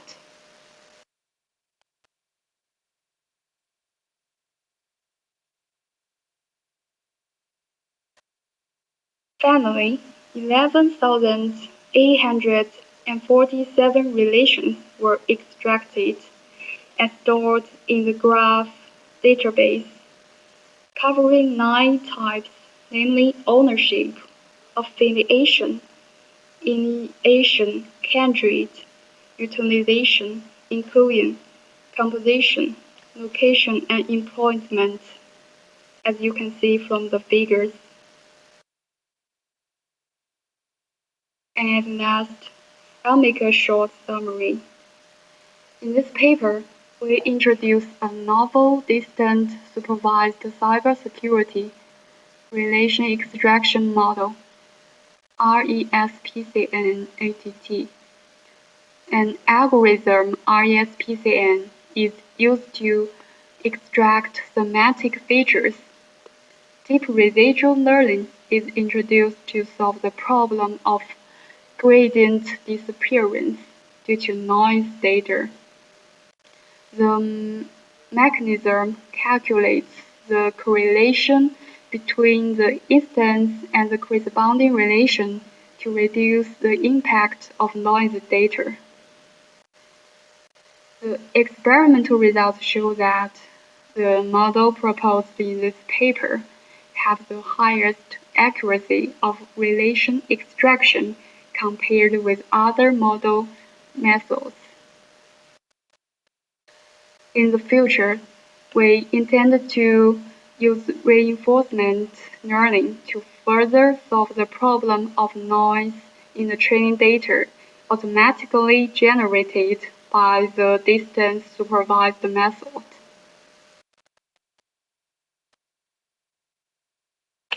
And that's all. Thank you.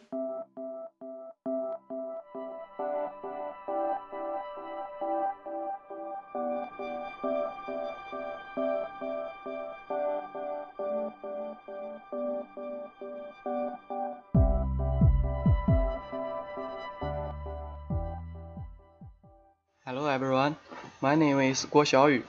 I'm very pleased to be here to join this forum. I come from the State K Library of Mathematical, Engineering and Advanced Computing, Zhengzhou, China. The title of my presentation is User Identity Linkage across Social Networks based on Natural Tensor Network. My presentation will include 4 parts. The first part is introduction. The second one is the framework of this paper. The third part is experiment and result analysis. The last part is a brief summary. Then I will introduce them one by one. The first part includes 3 points: the background of user identity linkage, the significance, and the existing methods for user identity linkage. With the rapid development of online social network, people usually join multiple social networks at the same time, according to their needs of work or life. Each user often has multiple separated accounts in different social networks. However, these accounts belonging to the same user are mostly isolated without any connection to each other.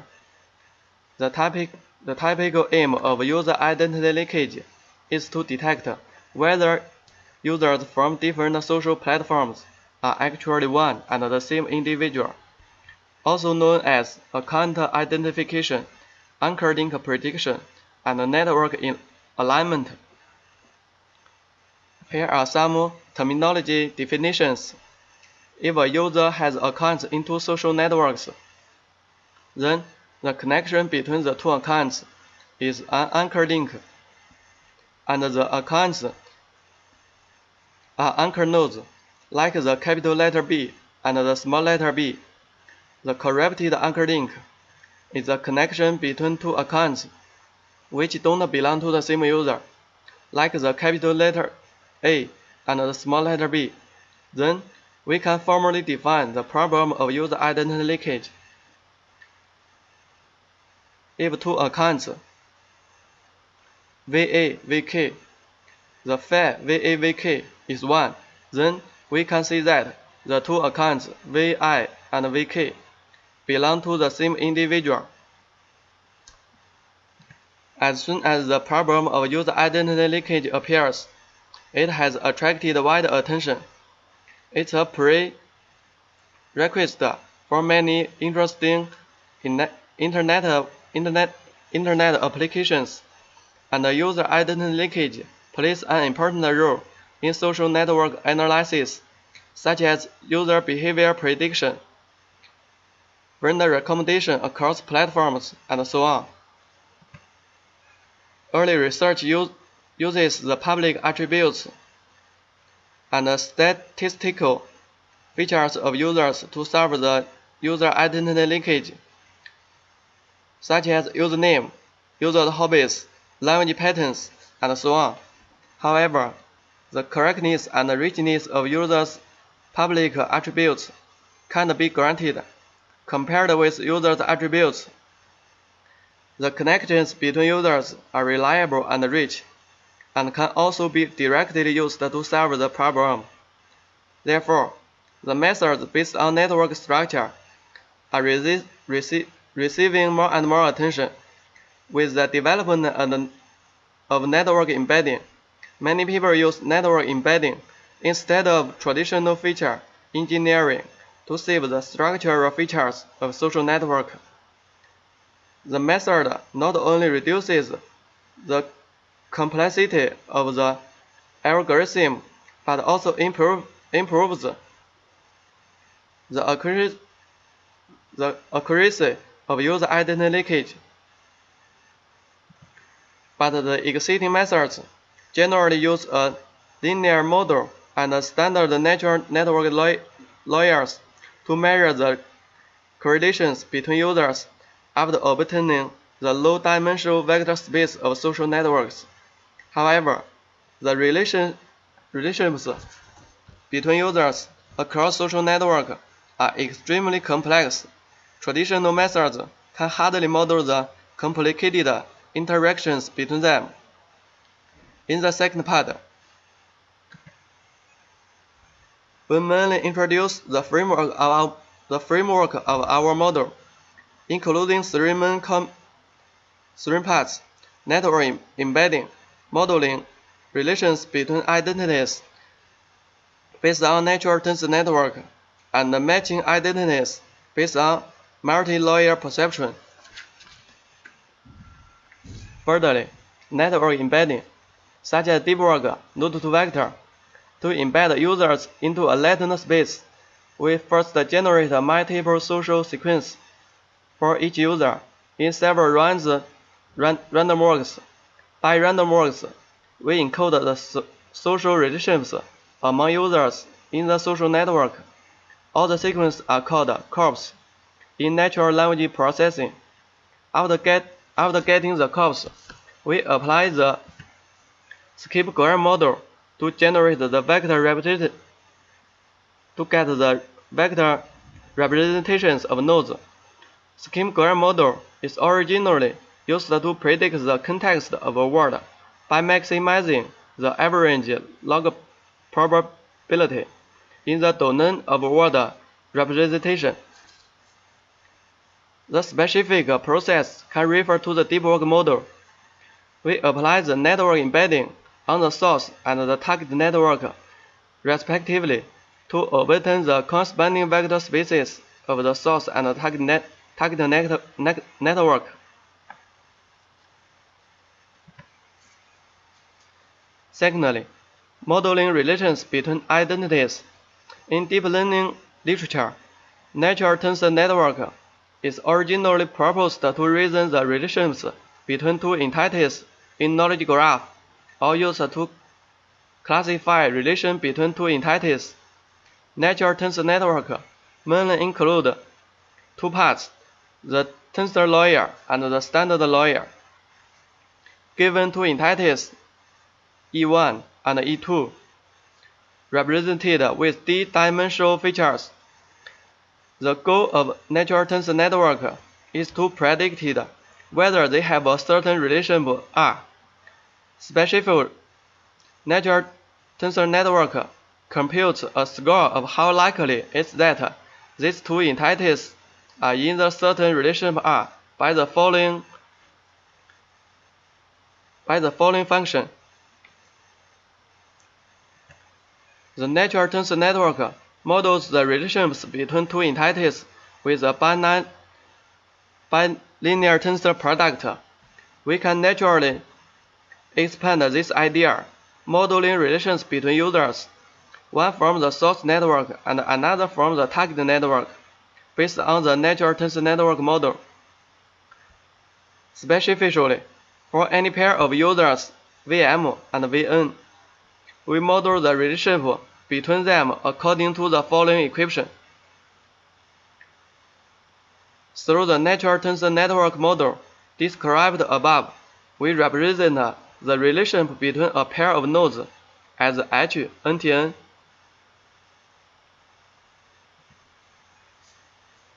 Thirdly, matching identities based on multi-layer perceptron. The MLP is also known as artificial neural network. There can be multiple hidden layers between the input layer and the output layer, and the layers are fully connected.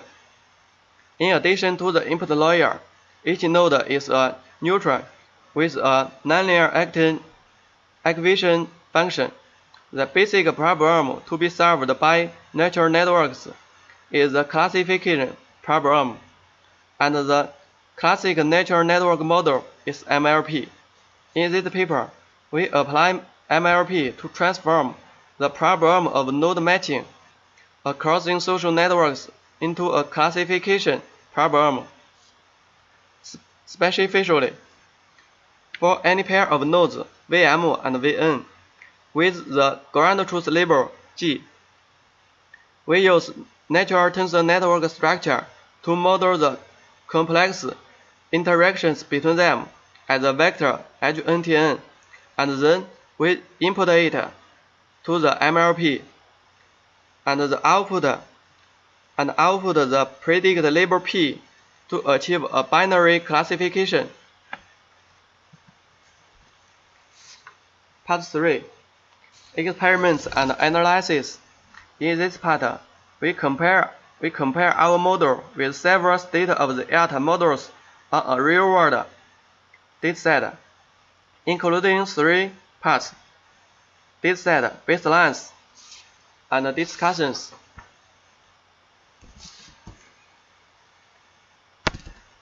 Firstly, the real-world dataset contains 2 social networks, Twitter and Foursquare.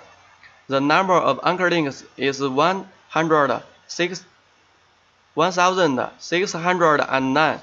We set the ratio between positive instance and negative instance to 1:1. Then we set the ratio between train set, validation set, and target set 8:1:1. Secondly, baselines, parameter setup, and evaluation metrics. The model we proposed in this paper is based on network structure, so we compare our model with several structure-based methods for user identity leakage, such as pure and free P. In this paper, the vector dimension D is 64. The number of tensor layer K in natural tensor network is 8, and we set the MLP with 2 hidden layers. In this paper, we also evaluate all methods in terms of precision, recall, and F1 measure. Thirdly, the performance of our model and discussions. The experimental results are shown in the following table. Based on the results, we perform the following comparisons to analyze the results. First group, the comparison between the two baselines. The performance on precision of the two baselines exceeds 0.5, and we can see that P, which considers the friend relationship in social networks, performs better than pure. Second group, the comparison between pure and our model. The two methods both apply the traditional random walks, but we can find that our model using the natural tensor network to mine the complicated interactions is 27% higher than pure on precision. We can see the efficient performance of natural tensor network model in solving user identity linkage problem. Third group, the comparison between full P and our model. We can see that the 3 evaluation metrics of our method are all above 0.6. Specifically, our model is more than 12% higher than full P on precision. Through the above experiments result analysis, we have the following discussions. The first one, efficiency. By comparing two pairs of models, pure, free P, and full P, our model, we can find that replacing a standard linear natural network with natural tensor network is very effective on the problem of user identity linkage across social networks. The second one, our model can not only be conveniently combined with the current popular network embedding methods, but also can easily be combined with users' attributes information in social networks, such as users' profiles or users' active patterns. Finally, we make a brief summary. In this paper, we studied the problem of user identity linkage across social networks. As the current mainstream method did, we also applied the network embedding to map the network structure space to the low-dimensional vector space. Different from the traditional methods with the idea of node matching, we introduced the natural tensor network into user identity linkage to convert the node matching problem into a classification problem. Several experiments conducted on a real-world dataset indicated the effectiveness of our model. If you have any questions, please contact HelloDreamer at 126.com. It's a great pleasure to compete with you. Thank you very much.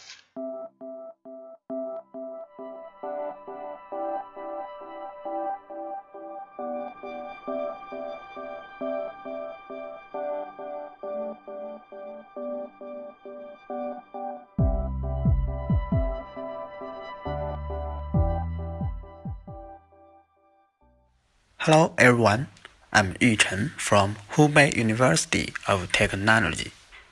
It's my pleasure to introduce our recent work about an efficient and privacy-preserving physiological case classification scheme for a healthcare system. My presentation will include the following three parts. First, some background information about this research. Second, the main work we have done. And the last, some conclusions we have got.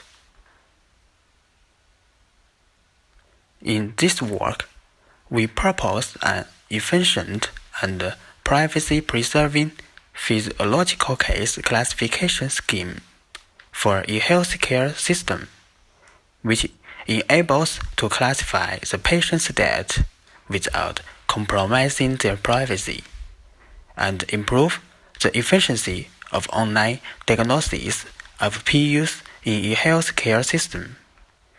Specifically, a homomorphic capital system combined with a support vector machine (SVM), a logarithm is applied to efficiently classify the physiological case without compromising patients' privacy.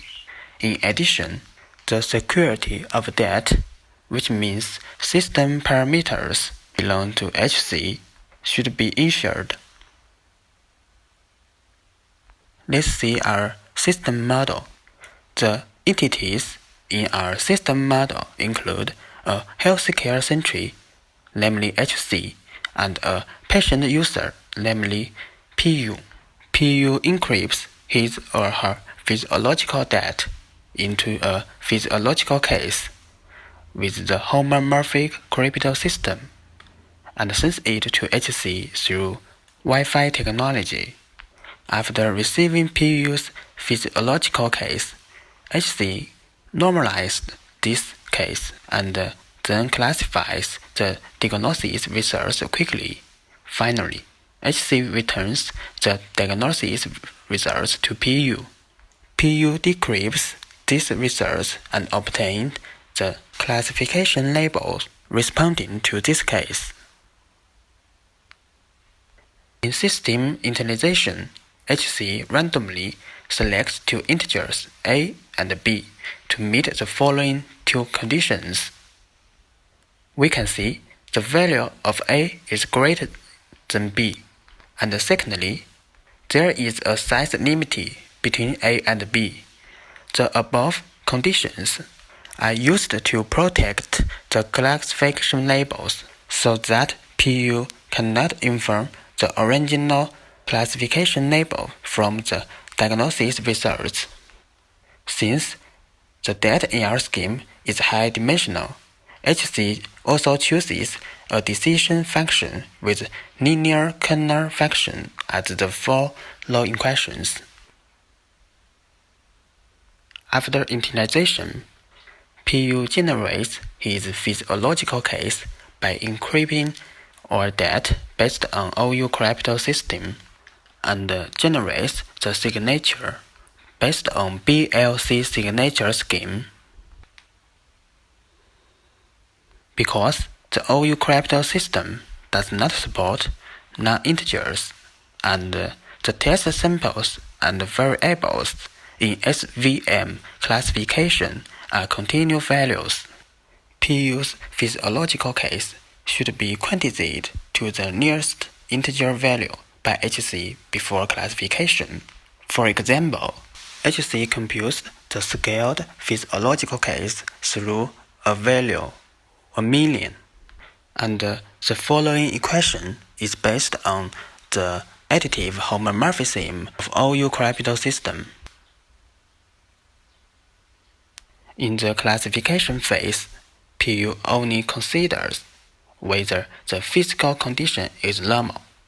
So, we presented the classification function of two-class problem-informed SVM in this scheme. As we can see, the ciphertext value of decision function can be computed based on the activity homomorphism. In addition, HC also computes the ciphertext of the classification labels. As above, HC generates the ciphertext of DD and CL.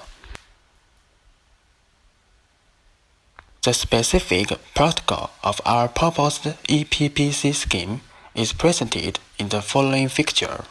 Firstly, PU and HC perform the system initialization to obtain some system parameters. Secondly, PU generates the physiological case by using OU capital system and attached a signature. After receiving this information, HC firstly verifies the validated. If the verification is a success, HC performs the physiological case normalization. Firstly, HC performs the physiological case classification under the cybertext manner, which is derived from the linear kernel function, and HC computes the cybertext of CL by using private parameter A and B. Then HC sends this cybertext to PU. PU decrypts the cybertext and obtains the plaintext of CL, but PU can't inform the original classification label DD due to A and B is unknown. In this section, we conduct a security analysis of our proposed EPPC scheme. In this regard, the analysis will focus on how the proposed EPPC scheme can realize the privacy preservation and the source authentication of the PU's physiological data and the confidentiality of the HC's SVM classification parameters. In EPPC, the PU's physiological data is encrypted before it is sent to HC, since OU capital system is secure of indistinguishability under the condition of chosen plaintext attack, IND-CPA. The physiological data is semantic secure and privacy preserving. In addition, since HC does not have the private key and the calculation of each element in equation 13 is performed by HC, but HC performs this process without interacting with PU. Even if HC obtains all data, he still cannot identify the PU's physiological data. So, the privacy of PU's physiological data is protected in our proposed EPP scheme. Secondly, because the BLC signature scheme is probably secure under the CDH problem in the random oracle model, the physiological case received by HC coming from a valid PU is assured. Then the authentication of the PU's physiological case is fulfilled in the proposed EPP scheme. In the privacy-preserving physiological case classification phase of our EPPC scheme, HC uses OU homomorphic capital scheme to encrypt the linear kernel function and the decision function. So, the adversary is impossible to obtain the training set and the HC SVM classification parameters. As mentioned earlier, the value A and B is private, then PU also cannot obtain the training set and the SVM classification parameters. It's important that each query is confused by different A and B. Even if PU query one more time, he or she cannot obtain this parameter eventually. Then the training set and the SVM classification parameters of HC are confidential in our proposed EPPC scheme. Let's introduce the performance evaluation. Firstly, we compare the security of EPPC scheme with that of related scheme. The results of the comparison of performance characteristics are shown in Table 1. The two schemes all use homomorphic encryption scheme to encrypt all data, and use SVM learning method to obtain the classification label. Therefore, patient privacy and SVM classification parameters can be protected in both schemes. However, the lack of message authentication in Scheme 10 makes it possible for the patient's physiological data to be forged. Instead of this, our proposed EPPC scheme adopts BLS signature scheme to ensure the validity. Furthermore, our EPPC scheme has obvious advantages in terms of the efficiency of obtaining diagnostic results. Secondly, we analyze the computational cost of PU and HC in each phase. We will compare the computational cost with the Scheme 10, and Table 2 presents the comparison results. We can see that whatever the computational cost of PU and HC, there exists some improvement, or computational cost is influenced by the number of n. Then also we adopt the BLS signature scheme, but our EPPC scheme is more efficient than Scheme 10. The following figure represents the total computational cost of Scheme 10 and our proposed EPPC scheme. It is clearly shown that the EPPC scheme significantly decreases the computational cost for both patients and HC. We set two variables, that is, the number of support factor and physiological data tables. From figure, the computational cost of Scheme 10 is about twice than our EPPC cost. Thirdly, we analyze the communication overhead of the proposed EPPC scheme and Scheme 10. It mainly focuses on the communication overhead between PU and HC. Firstly, we consider the PU to HC communication, in which PU generates his or her physiological case and sends this case to HC. Secondly, we consider the HC to PU communication, where HC generates the ciphertext of classification label and sends it to PU. From Table 3, we can see our proposed EPPC scheme is more lightweight than Scheme 10.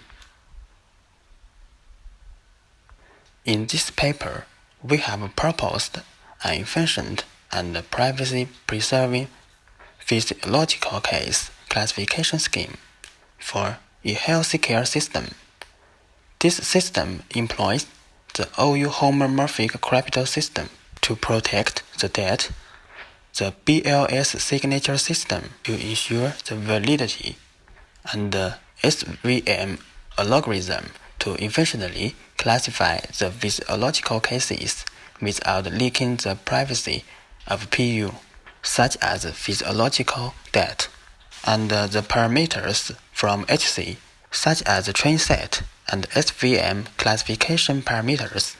What's important, our proposed EPPC scheme has lower computational cost and communication overhead, so PU can quickly obtain the diagnostic results in this scheme. At last, experimental results illustrate that our proposed EPPC scheme characterizes more efficient and practical. This is my presentation. Thank you for your attention.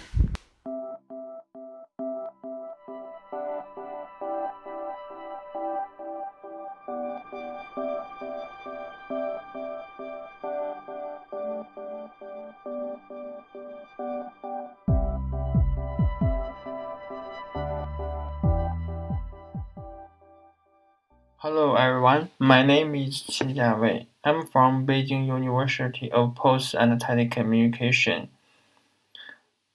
Today I will introduce the research results of this paper.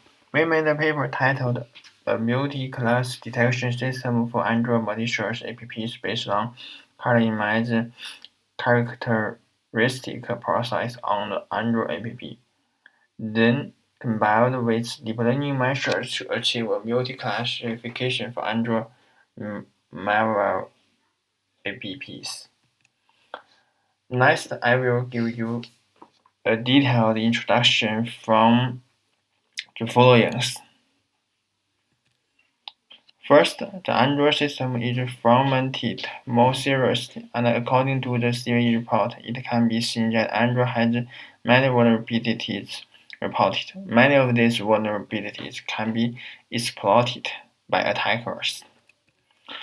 How does malicious apps consume the user's mobile phone file and occupying the mobile phone system resource, causing other apps to not work properly and preventing users from using the system normally, record the user's screen without permissions, and obtain private information such as user account and password, allow others to remotely control the user's mobile phone without the user's permission, intimidate the user, such as setting the local screen to you will be jailed, and modifying the power-on password. Android malicious app families. Android malicious app family refers to a kind of malicious apps with the same behavior, which is the product of the detailed division of malicious apps according to their behavior. 10 common malicious app families are as follows. As per that, there are many difficulties we will face in multi-family classification of Android app. How to distinguish the Android malicious app families? With the profiling of Android malicious app, there are more and more Android malicious app families. Malicious app behaviors between malicious app families are overlapped. The accuracy of fingerprint-based measures is getting lower and lower. And there are also some related work as follows. In this paper, we classify Android malicious into multi-families by color virtualization combined with deep learning. And the specific contributions of this paper are as follows. First, a method of color virtualization Android app is proposed and applied to malicious app families classification. The influence of different features on Android malicious app families classification is studied, and the features that are most suitable for color virtualization are obtained. A classifier is implemented for a large number of malicious app families with overlapping behaviors. Next, I will introduce our approach. First, I want to determine which feature we choose. The size of different Android apps varies widely. If the entire app file is virtualized, the virtualized image size may differ by hundreds of times. So I choose the two files for our features. First, the class is the DEX file, a bytecode file that combines Java files into class. It contains the package name, classes, message, variable, and APIs. Android manifest XML file, and this file contains the components, permissions, and SDK information. Let's take a look at how we can extract the color virtualization features from app. First, unzip. In order to get API call sequence and Android manifest the XML file of the app, we need to decompress the APK file. After decompression, we get the about two files. Next, feature extraction. We use the Android guard to reverse the classes DEX file and build the control flow graph of the APP from bytecode obtained by the reverse. We extract the API call sequence from each node of the CFG. The last, the color virtualization. The common binary field virtualization method is to convert each bytecode to a value between 0 and 255, each value components to a pixel in the EMIS. For EMIS classification, more EMIS channels mean that more pixels and more features that can be learned. So, the color virtualization conversion method used in this paper is to represent a byte value with 3 channels of pixels. We use blue, green, yellow color EMIS instead of black-white in grayscale EMIS to represent a range of pixels. The generated EMIS is no longer a single channel grayscale EMIS, but a 3-channel color EMIS. As shown in figure, the gray EMIS and color EMIS are generated from the same Android app. The color EMIS successfully maps the original black-white of the green EMIS to the blue, green, yellow color rounds. By analyzing the EMIS field, the original single layer channel gray EMIS is transformed into 3-layer channel color EMIS, which contains more information. The figure shows the classification process of Android multi-classifier. We randomly divide the process into 2 parts, which are the color virtualization of the apps and the classification process using deep learning models. The first, color virtualization. For an app to be detected, we need to decompose it and to get the class text field and randomized field. The process is described as above. So we described the classification process. The algorithms that are commonly used in image classification based on previous experiments result are ResNet have get better performance in image classification than the other algorithm. Therefore, we choose ResNet to process our color image features. We use a network structure with fewer hidden layers. It contains 2 convolution layers, 2 radio models, and 2 fully connected layers. The purpose of this paper is to achieve multi-classification of Android malware. Therefore, the output of our system is the malicious family name of the app to be detected. Next, let's take a look at our experimental process. First, we compared the difference between color characterization and green image characterization. In the dataset, we select Faker installer and Plantor families in the Durbin. It is a total of 1,120 apps in total, and form a training set and a test set according to the ratio of about 8 to 2. In the following are the numbers of each family of apps. In order to make a comparison with the grayscale virtualized image, we manually add 3-channel grayscale image. We copy the single-channel grayscale image twice and superpose them with the original image to form a 3-channel grayscale image. We can see in the figures the single-channel gray image the classification accuracy can reach 18%. but the three-channel gray image, the classification accuracy can reach 85%. It proves that a multi-channel image is more effective for identifying Android malware apps. On the same data set, we conduct experiment using color characterization. You can see the accuracy is higher than the. It can reach 90%.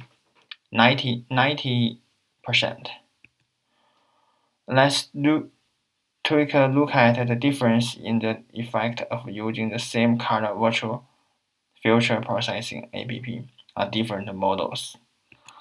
The algorithms select are CNN and ResNet. Both algorithms have good results in the field of image regularization. For the CNN, we cite are as follows: 5 lower network struct, active function, and for ResNet, we cite 20 lower network struct, and the data set we use 131 malicious app families. In the figures, we can see the classification accuracy. The ResNet is higher than the CNN, and this table shows the details of ResNet classification of 131 families. Let's take a look at the effect that the same algorithm will achieve for different characteristics. The features we select are as follows: class depth field, the set class names, and APIs. And our evaluation criteria are as follows: accuracy, efficiency. The dataset we select as follows: the fake installer and Planton in the Durbin. Also, we form a training set and a data setting according to the rate of about 82. The accuracy. The color virtualization of class depth field. In the figures, we can see the accuracy. It can reach 19%, but the loss value is also high and can reach 20%. For the color virtualization of set of class names in apps, the accuracy can reach 100%, and the efficiency can reach 1 second. And for the API call sequence, the accuracy can reach 100%, and also the efficiency is 1 second. The summary results of different features are shown in the table. The class name set and the API call sequence perform better. In order to further verify the effect of the two features with better effects, we select 10 malicious families for multi-classification experiment. After 20 complete iterations, the classification accuracy reached 91%. There may be more features that overlap in different families, so the class names features lead to a decrease in accuracy. For the API calls features, the accuracy of families classification is 96%, compared with result of binary classification, the accuracy is reduced. This table is the summary of the results. The API sequence had higher accuracy in most families. From the two aspects of classification accuracy and the time consumption, the feature of API call sequence had the best result. Let's take a look at the limitation of this paper. For obfuscation apps, our future actual method can show the full encoding classes and measures and adding some utilized APIs to APIs. But for the storing malicious API in the form of ASIC code, our method cannot show them. For the Packer apps, it is not supported in the current version, but we can already use the method of memory intersection to release the auto unpacking process now. So in the future resources, we will implement detection for packed malicious apps. Let's take a look at the conclusion of this paper. Through this paper, we can get the following conclusions. A method of color virtualization Android app is proposed and applied to a malicious app family classification. Based on our experiments, color virtualization of API performs best in multi-classifications. We use the color virtualization compound with convolution network and deep radio networks to classify 131 malicious app families and reach a classification accuracy of 96%. Thank you.